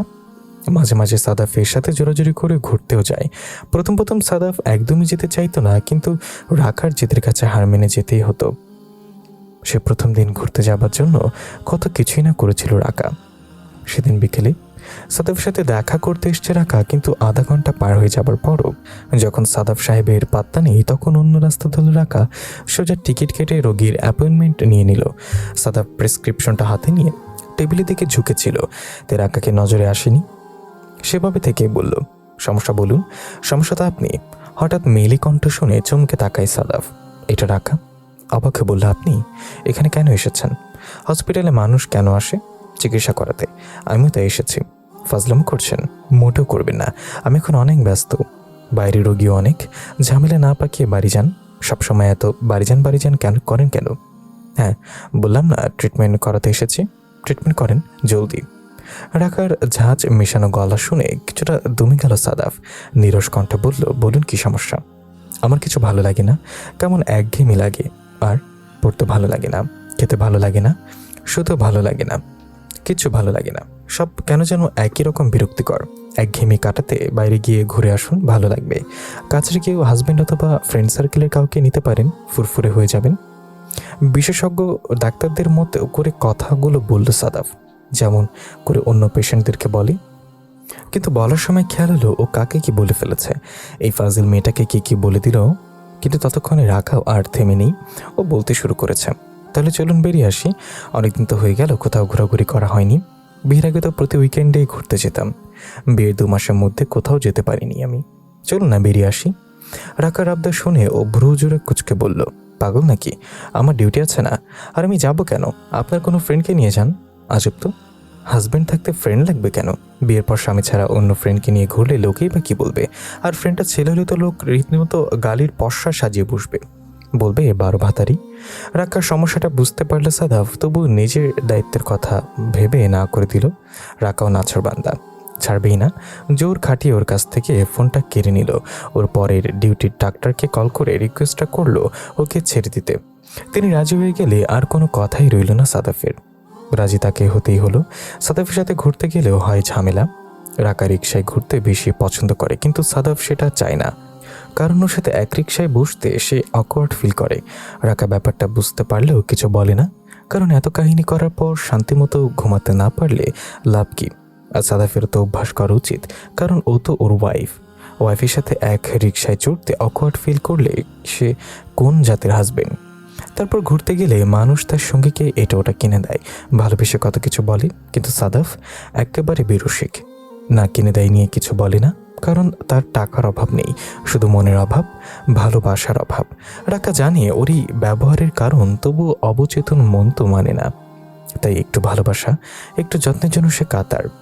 এরপর কোনো কিছুই খেতে চাইলে ও কখনোই দ্বিমত পোষণ করে না, চট করে সেটার ব্যবস্থা করে দেয়। কিন্তু সব কিছুতেই একটা নির্লিপ্ত ভাব। রাকার ফুচকা পছন্দ, কিন্তু সাদাফ সেটা ভুলেও মুখে দেয় না। সত্যি যে অদ্ভুত। সিগন্যালের কারণে যখন গাড়ি দাঁড় করিয়ে রেখেছে, তখনই সাদাফের নজরে পড়ল একটা ফুল বিক্রেতা পিচ্চি মেয়ের ওপর। ছোট্ট একটা মেয়ে। গাড়ির কাছে নামিয়ে ভালো করে দেখল বয়স 10 থেকে 12 বছর হবে। পরনে একটা পুরনো মলিন ফ্রক, হাতে অনেকগুলো লাল গোলাপ। মেয়েটা থেমে থাকা গাড়িগুলোর ভেতরে থাকা মানুষদের কাছে গোলাপ বিক্রির জন্য ছোটাছুটি করছে। কেউ নিচ্ছে, কেউ বা ধাক্কা দিয়ে দূরে সরিয়ে দিচ্ছে। মেয়েটার অবস্থা দেখে কষ্ট লাগলো সাদাফের। বিত্তবান লোক হলে কি অহংকার করতে হবে? ফুল না নিক তাই বলে এভাবে ধাক্কা দেওয়ার মানে কি? তারা বড় লোক, সমাজের উঁচুতলা মানুষ, আর মেয়েটা গরিব বলে। সাদাফ আর কিছু না ভেবেই ডাক দিল বাচ্চাটাকে। মেয়েটা কাছে আসতেই ওর মনে হলো মেয়েটার মুখটা ওর বেশ পরিচিত, কোথায় যেন দেখেছে। একটু ভাবতেই মনে পড়ে গেল শেষ যেদিন রাকার সাথে ঘুরতে গিয়েছিল সেদিন দেখেছে একে পার্কে। সেদিন অবশ্য হাতে গোলাপ ছিল না, ছিল বকুল ফুল। সেগুলো দেখে রাকার সে কি লাফালাফি। আনন্দের সাথে মেয়েটাকে ডেকে এনে দাম জিজ্ঞাসা করলো। সব ফুলের দাম দিয়ে শুধুমাত্র একটা বকুলের মালা নিয়ে বাচ্চাটাকে আদর করে বিদায় দিল। সত্যি রাকা মেয়েটা খুব ভালো। মায়া নামক মায়াবিনীর মতো নয়। ভাইজান ফুল নেবেন? মেয়েটার ডাক শুনে হুঁশ ফিরল ওর। নিজেকে সামনে নিয়ে বলল, আমাকে চিনতে পেরেছ? সেদিন পার্কে আমার ওয়াইফ তোমার কাছে বকুল ফুলের মালা নিল। ওর কথা শুনে কিছুক্ষণ কি যেন ভাবলো মেয়েটা, তারপর মনে পড়ছে এমন ভঙ্গিতে বলল, ওই দিনের কি ভালা আপা না আমার কাছ থেকে একটা মালা লইয়া সবগুলোর দাম দিছিল? ওদের চিনতে পেরেছে দেখে খুশি হলো সাদাফ। মৃদু এসে বলল, হ্যাঁ, তোমার সে ভালো আপার জন্য ফুল নিব। পিস কত ফুলের? মেয়েটা জেবে কামড়ে বলল, ছি ভাই, আপার জন্য ফুল নিবেন তাও দাম দিয়া? এমনি লন, যে কটা ইচ্ছা সবগুলোই নিন, দাম দেওয়ান লাগতো না। পাকনামো করো না। এই নাও 500 টাকা, আর ভালো দেখে 10টা গোলাপ সাজিয়ে দাও তো। বলেই একটা কচকচে 500 টাকার নোট বের করে এগিয়ে দিল ওর দিকে। কিন্তু মেয়েটা বাধাতে বলল, না না ভাইয়া, টাকা দিয়েন না, টাকা না দিয়ে এমনি লন, আমার কোনো সমস্যা নেই। বলে গোলাপগুলো বাড়িয়ে দিল মেয়েটা। ওর বাধা দেওয়া সত্ত্বেও ওর হাতে টাকাটা গুজে দিয়ে হাত বাড়িয়ে ফুলগুলো নিল সাদাফ। তারপর সিগন্যাল বাড়ির দিকে তাকিয়ে বলল, ইয়েলো লাইট জ্বলছে, এক্ষুনি গ্রিন লাইটও চলে যাবে, তুমি যাও, টাকাটা আমি বড় ভাই হিসেবে দিলাম।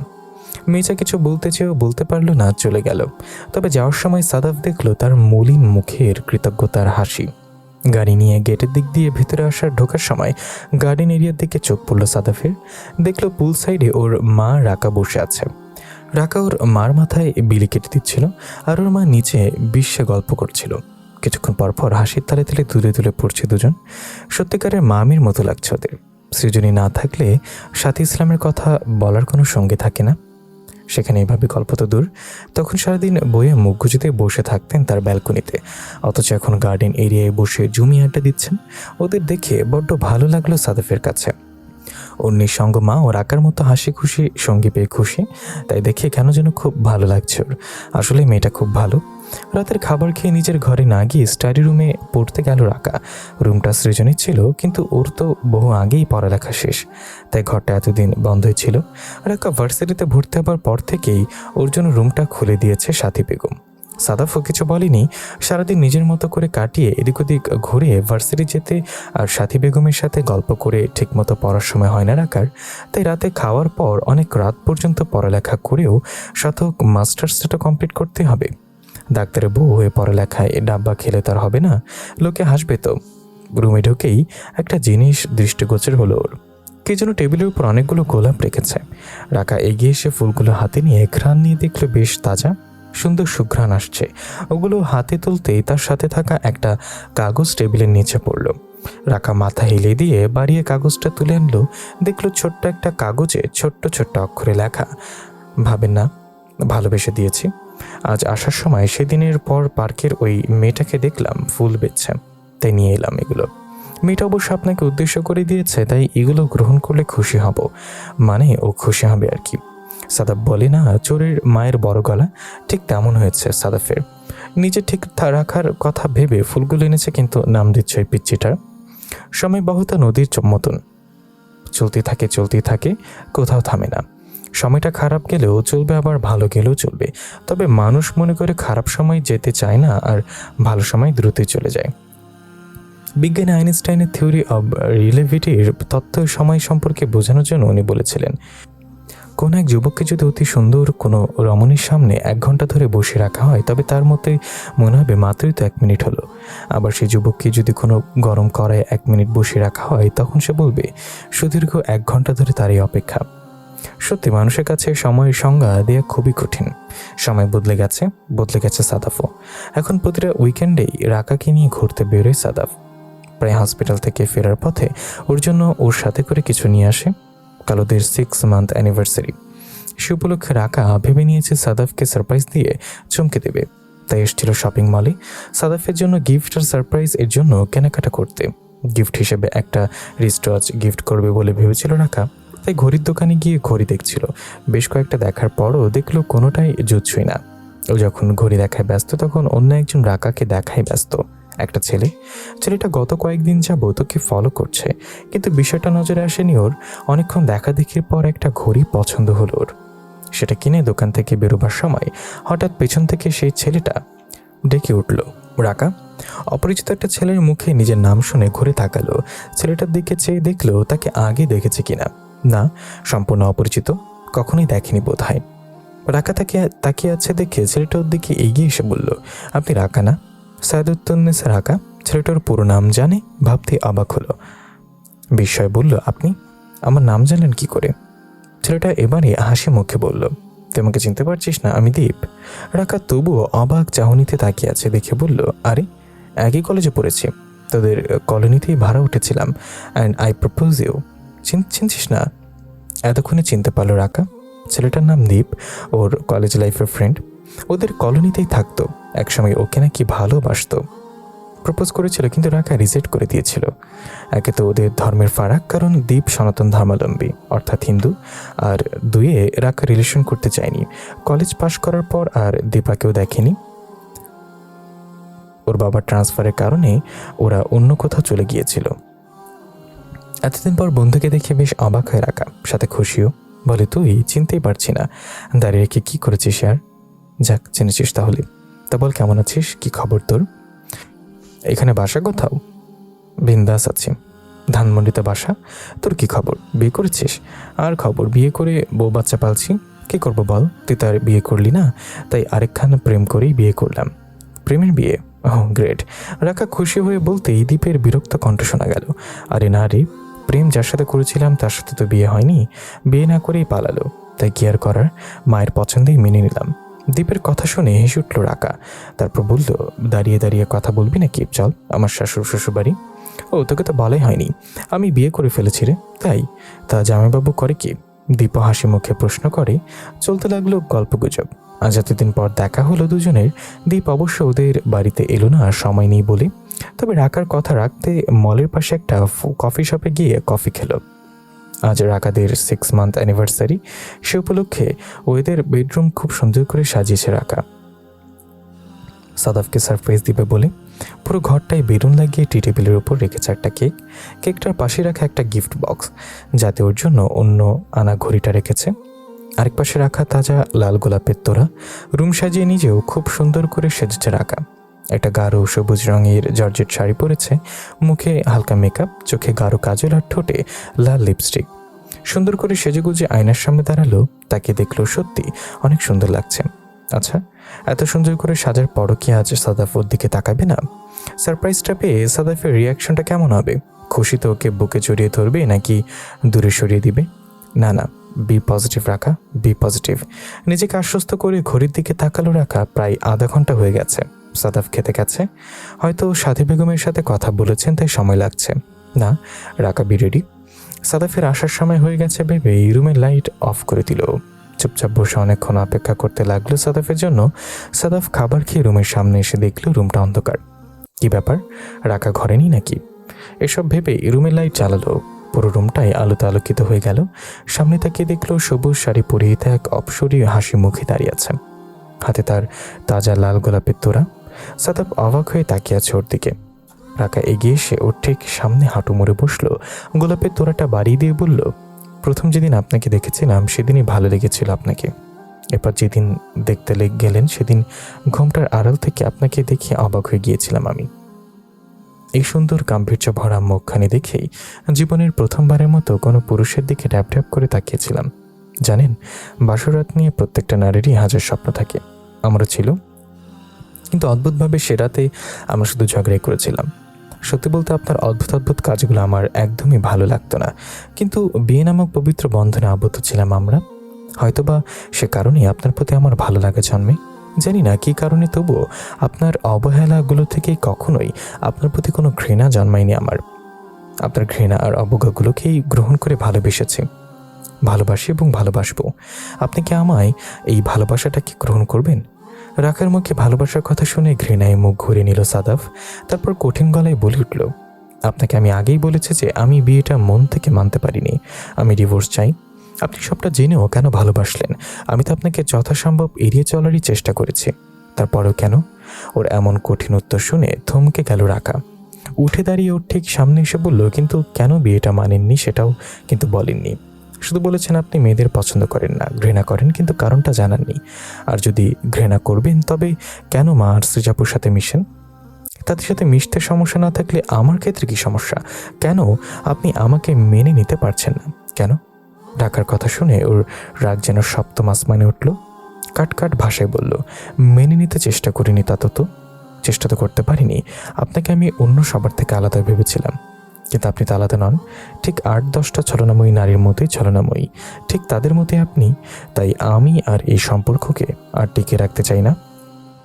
6 মাস হয়ে গেছে, তাই কালকে আমি অ্যাডভোকেটের সঙ্গে দেখা করতে যাব। দেন আপনার মুক্তি। কথাগুলো বলেই কটকট করে হেঁটে বেরিয়ে গেল সাদাফ। ও চলে যেতেই কান্নায় ভেঙে পড়ল রাকা। আর এখানে থাকবে না ও। বিনা দোষে ওকে কত কিছু বলে গেছে সাদাফ, কত চেষ্টা করতে কত কিছু করলে ওকে মানাতো, কিন্তু সাদাফ মানলই না। বেশ, তবেই সাদাফের ইচ্ছা পূরণ হোক, চলে যাবে ও। সকালে নাস্তা করে রাকার সাথে কথা বলার জন্য রুমে এলো সাদাফ। কাল রাতে রাগ করে স্টাডি রুমেই ঘুমিয়েছিল। সকালে ঘুম ভেঙে মনে হয় মেয়েটার কথা। মেয়েটা নিশ্চয়ই খুব কষ্ট পেয়েছে, একটু ভালো করে কথা বলা উচিত ছিল ওর, সবটা শোনার দরকার ছিল।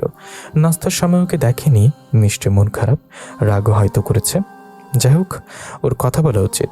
কিন্তু রুমে ঢুকে কাউকে দেখতে পেল না সাদাফ। বেলকনি ওয়াশরুম কোথাও নেই, শুধু বেডসাইড টেবিলটাতে একটা কাগজ পেল, কাগজের উপর একটা পেপার ওয়েট চাপানো। কৌতূহলী হয়ে সেটা হাতে নিল সাদাফ। তাতে লেখা, সব ভালোবাসা পূর্ণতা পায় না, তাই আমিও ধরে নেব আমার ভালোবাসা পূর্ণতা পায়নি। বিয়ে হবার পরও ভালোবাসাহীন রিক্ত হাতে ফিরে যাওয়াটা সত্যি হাস্যকর। তবু যেতে হচ্ছে, কারণ আমার পক্ষে এ বাড়িতে আপনার সাথে আর এক মুহূর্ত থাকা সম্ভব না। আমি পারবো না, তাই ব্যর্থ ভালোবাসার গ্লানি নিয়েই আমি নিজ ঠিকানায় ফিরছি। ও হ্যাঁ, ডিভোর্স নিয়ে একদম ভাববেন না। আমি ডিভোর্স না দিলেও ভালোবাসার দাবি নিয়ে আসবো না কখনো। আপনি নিজেকে সাজিয়ে নিতে পারেন, ভালো থাকবেন। আর হ্যাঁ, এই রাকা নামক মেয়েটিকে মনে রাখবেন। রাকা চিঠিটা পড়ে হঠাৎ করেই ফাঁকা ফাঁকা লাগলো নিজেকে। মনে হলো কিছু কি হারিয়ে ফেলেছে। রাকা কি তবে সত্যি সত্যি চলে গেছে? আর কখনো কি ফিরবে না? 7 দিন কেটে গেল, এর মধ্যে রাকার সাথে কোনো রকম যোগাযোগ হয়নি সাদাফের। রাকা যে অভিমান করে চলে গেল, তারপর সাদাফ আর একবারও ওর খোঁজ নেয়নি। রাকাও তাই আগ বাড়িয়ে যোগাযোগ করেনি। কেন করবে? কার সাথে করবে? যার সাথে এতদিনের সংসার করেছিল তার সাথে। সে কি ওকে মনে রেখেছে? আর সংসার, ওরা কি আদৌ সংসার করেছিল? সেদিন সকালে রাকাজি নিজের বাড়িতে দেখে অবাক হয়েছিল হাবিবুল সাহেব। জানতে চেয়েছিলেন কি হয়েছে, কিন্তু কোনো জবাব দেয়নি রাকা। ওর মা মিসেস পারভিন তো ওকে দেখে যা বোঝা সব বুঝে নিলেন। একেবারে চিল্লাচিল্লি করে বাড়ি মাথায় তুলে ফেললেন। কেন তো সকাল সকাল লাগেজ হাতে ও ফিরে এলো ব্লাবলা। কাউকেই উনি ছাড়বেন না, জেলে দিবেন। এই গ্যাঞ্জামের মধ্যে আর একটা কথা বলেনি রাকা, শুধু বলেছে ও বাড়িতে থাকবে না, এমনকি নিজের বাড়িতেও না, চলে যাবে জার্মানিতে। সেখানে মাস্টার্সটা কমপ্লিট করবে। ওর মা বাবা অনেক বুঝিয়েছে ওকে, জিজ্ঞাসা করেছে সমস্যা কি, কিন্তু কিছুতেই মানবে না, বলবে না কিছু। হুমকি দেয় যদি ওর কথা না শুনে উল্টাপাল্টা কিছু করে বসেও। কি আর করার, শেষ পর্যন্ত মেয়ের মুখের দিকে তাকিয়ে রাজি হয়েছেন তারা। নিজের কেবিনে বসে রোগী দেখছিলেন সাদাফ। এইমাত্র একজন 70 বছরের বৃদ্ধার চিকিৎসা করল। বৃদ্ধাটি চলে যেতে এই কেবিনে ঢুকলো এক দম্পতি। তাদের বয়স ঠিক আর রাকা সাদাফের মতো। তারা যে হিন্দু তা ছেলেটাকে দেখে বোঝা না গেলেও মেয়েটার সিঁথি সিঁদুর আর হাতের শাখা দেখেই বোঝা যাচ্ছে। মেয়েটার কথা শুনে আরও বুঝল সে 8 মাসের প্রেগনেন্ট। তার প্রেগনেন্সিতে কোনো কমপ্লিকেশন নেই, তবুও তার স্বামী সেটা মানছে না, বারবার চেক আপ করাচ্ছে। বোঝা যাচ্ছে নিজের ওয়াইফকে নিয়ে খুব টেনশনে আছেন উনি। সাদাফ ঠিকঠাকভাবে চেক আপ করাতেই বেশ খুশি হলেন উনি। ওয়াইফকে নিয়ে খুশি মনে বেরিয়ে গেলেন। এরপর সাদাফের লেকচার টাইম, তাই লাস্ট পেশেন্ট চলে যাওয়ার পর ও ক্লাসের উদ্দেশ্যে বেরোতে নিলেই দরজার সামনে দেখা গেল সেই ভদ্রলোককে, যিনি তার ওয়াইফকে নিয়ে এসছেন। পাশে করিডোর দিয়ে তার ওয়াইফকে ধরে নিয়ে যাচ্ছিল একজন বৃদ্ধা মহিলা। বোঝা যাচ্ছে ইনি এদেরই কেউ। লোকটাকে দাঁড়িয়ে থাকতে দেখে সাদাফ মৃদু হেসে বলল, কোনো সমস্যা? লোকটা কিছুটা ইতস্তত করে বলল, না মানে একটা কথা বলতাম। কিছু মনে না করলে যে বলুন। কিছু মনে করবো না। আপনি doctor Sadaf Islam, I mean রাকার হাজবেন্ড, তাই না? অপরিচিত একটা ছেলের মুখে রাকার নাম শুনে চমকালো সাদাফ। ভালো করে তাকিয়ে দেখলো সেদিন শপিং মলে রাকার সাথে দেখা সেই লোকটাই ভদ্রলোক। তাই অবাক হয়ে বলল, জি কিন্তু আপনি? লোকটা এবারে একগাল হেসে বলল, ও জিজু, আজ দীপ, রাকার কলেজ লাইফের ফ্রেন্ড। একই কলোনিতে থাকতাম, তারপর বাবার ট্রান্সফারের কারণে চলে গেলাম রাজশাহী। 7-8 দিন আগে ওর সাথে দেখা হলো হঠাৎ, তারপর জানলাম দাওয়াত না দিয়েই বিয়ে করে ফেলেছে, আর আপনি ওর হাজবেন্ড। ওর কথা শুনে অবাক হলো সাদাফ। তার মানে ও যা ভেবেছে তা নয়, দীপ রাকার জাস্ট ফ্রেন্ড। বহুদিন পর ফ্রেন্ডের সাথে দেখা হয়েছিল বলেই হাসাহাসি করছিল। ও নো, নিজেকে সামলে নিয়ে বলল, তুমি শালাবাবু এখন কি মনে হচ্ছে? বিয়েতে দাওয়াত দেয়নি বলে কি ফ্রি চিকিৎসা লাগবে? হ্যাঁ, বলেই হো হো করে হেসে উঠল সাদাফ। দীপও সে হাসির তালে তালে হেসে উঠল। সে তো আপনি দিবেনই, কিন্তু আগে বাসায় দাওয়াত দিবেন না? হ্যাঁ হ্যাঁ, তাই তো ভুলে গিয়েছিলাম। বেশ বেশ, অ্যারেঞ্জ করে দাওয়াত দেবো একদিন, তখন কিন্তু না বলতে পারবেন না। অবশ্যই। দীপকে বিদায় দিয়ে সেদিন আর ক্লাসে গেল না সাদাফ। কাকে যেন কল দিয়ে গাড়ি নিয়ে বেরিয়ে গেল। হ্যাঁ, সেদিন দীপ আর রাকাকে কফি শপে দেখেছিল সাদাফ। ও সেদিন গিয়েছিল 6 মান্থ অ্যানিভার্সারি উপলক্ষে রাকার জন্য গিফট কিনতে। ও ঠিক করেছিল সেদিনই রাকাকে প্রপোজ করবে, গ্রহণ করবে স্ত্রী হিসেবে, দিয়ে দেবে তার সমস্ত অধিকার, কারণ ও ভালোবেসে ফেলেছিল রাকাকে। রাকার করা বিরক্ত, কেয়ারিং, আবদার সবকিছুর উপরই ভালোবাসা জন্মেছিল ওর। কিন্তু ওকে সেদিন দীপের সাথে দেখেই মেজাজ বিগড়ে গিয়েছিল। ফাহাদের মতো ওর হৃদয়টাও ভেঙে চুরমার হয়ে গিয়েছিল। ও ভেবেছিল ফাহাদকে যেমন করে মায়া ঠেকিয়েছে তেমনই রাকা ওকে ঠকাচ্ছে। তাই নিজের মনের কথা না শুনেই সেদিন অমন বাজে ব্যবহার করে ফেলেছিল ওর সাথে। তখন শুধু মনে হয়েছিল রাকাকে ডিভোর্স দেওয়া উচিত। কার ড্রাইভ করতে করতে বেশ কয়েকবার রাকাকে কল দিল সাদাফ, কিন্তু ফোনটা সুইচ অফ। উপায় না পেয়ে শেষ পর্যন্ত ওর শ্বশুর মানে রাকার বাবাকেই কল দিল। দুবার বাজতেই রিসিভ করলো কলটা। সাদাফ সালাম দিয়ে বলল, কেমন আছেন? আমি কেমন আছি সেটা জানার জন্য কল দিয়েছ নাকি অন্য কিছু? হাবিবুল সাহেবের রাশভারী কণ্ঠে এমন ব্যঙ্গ শুনে খানিক অপ্রস্তুত হলো সাদাফ, তবু বলল, জি ঠিক ধরেছেন। আসলে আমি রাকাকে কল দিয়েছিলাম, কিন্তু পিক করছে না, তাই ওকে আর কিছু বলতে না দিয়েই তিনি বললেন, তুমি কি হওয়ার যে তোমার কল ধরার জন্য বসে আছে, কিংবা তোমার কল ধরবে? মনে করলে তো ক্ষতি নেই। সাদাফের মিয়ে যাওয়া কণ্ঠে কিছুটা নরম হলেন হাবিবুল সাহেব। বললেন, দেখো বাবা, আমি ঠিক জানি না তোমাদের মধ্যে কি হয়েছে। রাক আমাকে কিছু বলেনি, তবু বুঝতে পারছি তোমাদের মধ্যে মান অভিমান চলছে। সংসার করতে হলে এগুলো হবেই, কিন্তু তাই বলেই রাগ করে চলে আসা তো ঠিক না, তাই না বাবা? জি। সাদাফের সমর্থন পেয়ে উনি আবারও বললেন, রাকা আমার বড় আদরের মেয়ে, কখনো ওর কোনো চাওয়াই অপূর্ণ রাখিনি আমি, তাই প্রচুর জেদি হয়েছেও। কিন্তু বিশ্বাস কর বাবা, নিজের মেয়ে বলে বলছি না, ও সত্যি খুবই ভালো। ওর বয়স কম তাই বুঝছে না, কিন্তু তুমি তো ম্যাচিওর। দুজনে রাগারাগি করে এত বড় সিদ্ধান্ত নিয়েও যেন প্লিজ ওকে ফেরাও। তার শেষ কথা শুনে অবাক হলো সাদাব। বিস্ময় নিয়ে বলল, ফেরাও মানে কি হয়েছে ওর? আর সন্ধ্যার ফ্লাইটে জার্মানি যাচ্ছে ও, বলেছে পড়ালেখার জন্য যাচ্ছে, ফিরে আসবে। কিন্তু আমি তোকে চিনি, একবার দেশ ছেড়ে গেলেও আর কখনোই আসবে না। প্লিজ বাবা, ওকে ফেরাও। কথাটা শুনে থমকে গেল সাদাব। এয়ারপোর্টে যাওয়ার উদ্দেশ্যে গাড়ি চড়েছে রাকা। বাবা মায়ের শত আকুলি বিকুলিকে উপেক্ষা করে চলেছে হচ্ছে ও। দেশ ছেড়ে সবাইকে ছেড়ে চলে যাবে, আর কখনোই ফিরবে না। কারণ ফিরলে সাদাফের স্মৃতি ওকে আঁকড়ে ধরবে। ব্যর্থ ভালোবাসার গ্লানি নিয়ে বাঁচা যে সম্ভব না, তাই চলে যাবে দূরে, বহু দূরে। হঠাৎ ফোনের রিংটোনে ধ্যান ভাঙে রাখার। স্ক্রিনে তাকিয়ে দেখলো লেখা ভাসছে, সৃজা আপু কলিং। নামটা দেখে মলিন হেসে কলটা রিসিভ করে। কিছু বলার আগে ওপাশ থেকে সৃজনীর উত্তেজিত গলা ভেসে এলো, হ্যালো রাকা, কোথায় তুই? প্লিজ বোন, আমার ভাইটাকে বাঁচা। সাদাফ অ্যাক্সিডেন্ট করেছে। সাদাফ নামটা শুনেই চমকালো রাকা। অবাক আর উত্তেজিত কণ্ঠে জিজ্ঞাসা করলো, কি? উনি কোথায়? কি হয়েছে ওর? বাড়িতে আছে। এখানে আর কেউ নেই রে? মা পরশু আমার এখানে এসেছে, আর আজও অ্যাক্সিডেন্ট করলো। আমার বাসে উঠেছে আমরা। ওর পাশে এখন কেউ নেই রে। রাকা সৃজনীকে আর কিছু বলতে না দিয়েই কলটা কেটে দিল রাকা। তারপর ড্রাইভারকে উদ্দেশ্য করে বলল, আঙ্কেল গাড়ি ঘোরাও, ধানমন্ডি চলো। খবরটা শুনে থমকে গেছে সে। সাদাফ অ্যাক্সিডেন্ট করেছে কিভাবে? ও তো সবসময় ড্রাইভার নিয়ে রাখে, একা একা গাড়ি চালায় না, চালালে স্পিডে থাকে অনেক কম। তাহলে কিভাবে? আচ্ছা, ওর অবস্থা এখন কি? রাকার কথা শুনে ড্রাইভার অবাক হয়ে বলল, কিন্তু আপনার তো এয়ারপোর্টে যাওয়ার কথা, 6টা না ফ্লাইট, এখন তো 5টা 40 বাজে। তার কথা শোনার এখন সময় নিয়ে ওর কাটকাট ভাষায় বলল, যাবো না আমি, তুমি ধানমন্ডি চলো।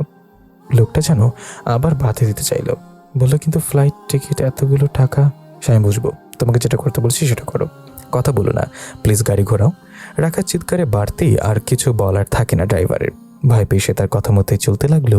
চারিদিকে আধার ঘনিয়ে এসেছে, পশ্চিম আকাশে বিক্ষিপ্তভাবে লাল আভা ছড়ানো।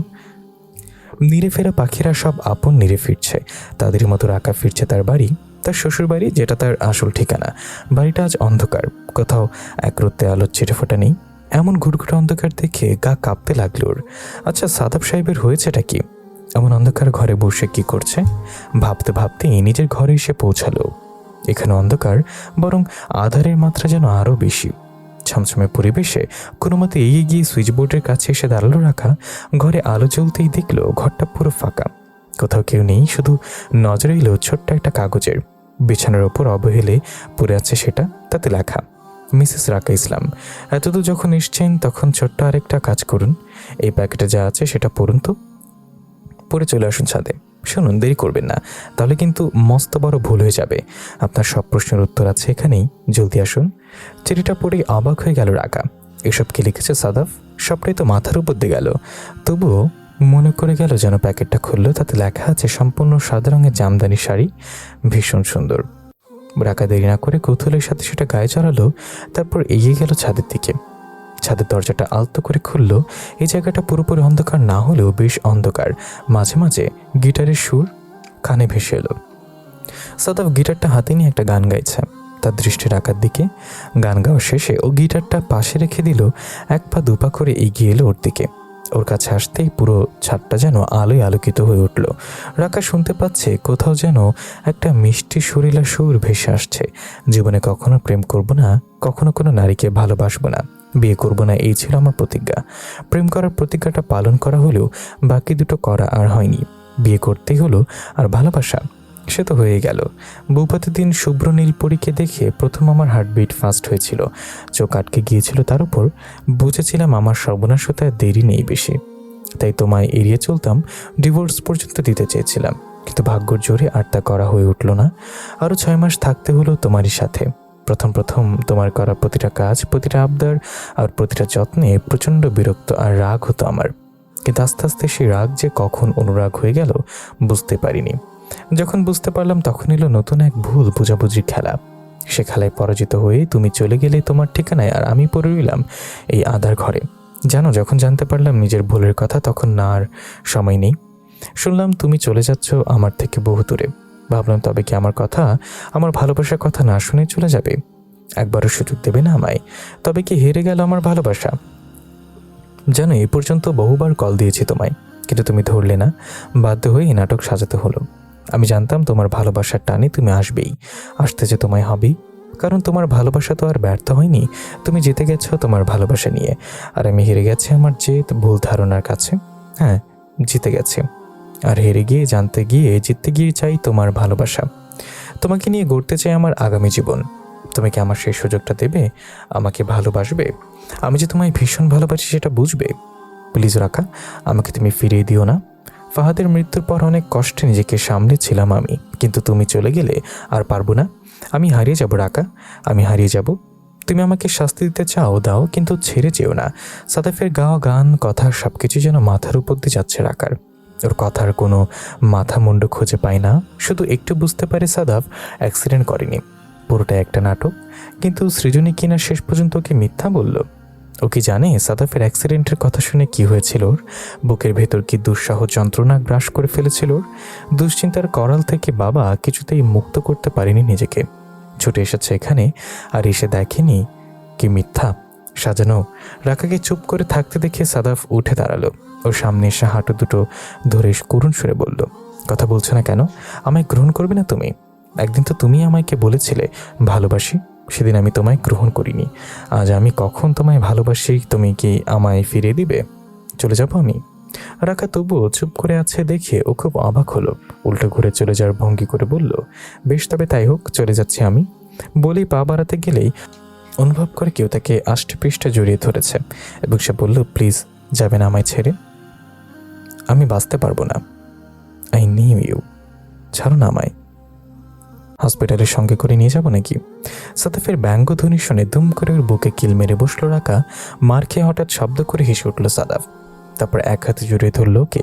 রাকা আর কোনো কথা না বলে তার বুকে মাথা রেখে অনুভব করতে লাগলো তার হৃদস্পন্দন। কেটে গেল কিছুটা সময়। হঠাৎ রাকা মৃদু কণ্ঠে বলল, একটা কথা রাখবেন?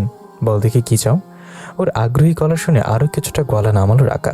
খুবই আস্তে বলল, ছোট্ট একটা সাদাফ এনে দেবেন? প্রশ্নটা শুনেই লজ্জায় মাথা নিয়ে ফেলল রাকা। সাদাফের ভেতরে উত্তর দেওয়ার তারা দেখা যায় না। সে যেন কথাটাকে পাত্তাই দিল না, এমন ভঙ্গিতে এগিয়ে এলো ওর দিকে। আর কিছু বলার সুযোগ না দিয়েই নিজের দুহাত বাড়িয়ে ওকে কোলে তুলে নিল। রাকা যেন আতঙ্কে প্রায় চেঁচিয়ে উঠল, এই করছেনটা কি? আমি পড়ে যাব না? নামান বলছি। হুশ। চোখে চোখে ইশারা করে ওর মুখ বন্ধ করার আদেশ দেয় সাদাফ। ওর ভয় পেয়ে নিজের ঠোঁটে আঙ্গুল দিলেই মৃদু হেসে বলে, কথা বলো না একদম। আমার একমাত্র বউ আজ আমার কাছে একটা জিনিস চেয়েছে, তার পাওনা তাকে না দিলে কি আমার রক্ষে আছে? সাদাফের হঠাৎ রোমান্টিক ভঙ্গি দেখে ভীষণ লজ্জায় পড়ে যায় রাকা। চট করে ওর বুকের ভেতর মুখ গুজে দিয়ে অস্পষ্ট স্বরে বলে, ভালোবাসি। সাদাফ সাহেবও বাসেন তার একমাত্র বউকে। কথাটা শুনে খিলখিল করে হেসে ওঠেও, আর তার সেই হাসির মোহনীয় দৃশ্যটা মুগ্ধ চোখে তাকিয়ে দেখে সাদাফ। আজ কতদিন কত অপেক্ষার পর তাদের ভালোবাসা পূর্ণতা পেল। কত প্রতীক্ষিত সেই ভালোবাসি শব্দটা তারা আজ একজন আরেকজনের মুখ থেকে শুনল। এমনি করেই ভালো থাকুক তারা, যুগ যুগ ধরে টিকে থাকুক এমন সব ভালোবাসা, পূর্ণতা পাক তাদের অকৃত্রিম প্রেম আর মমত্ববোধ।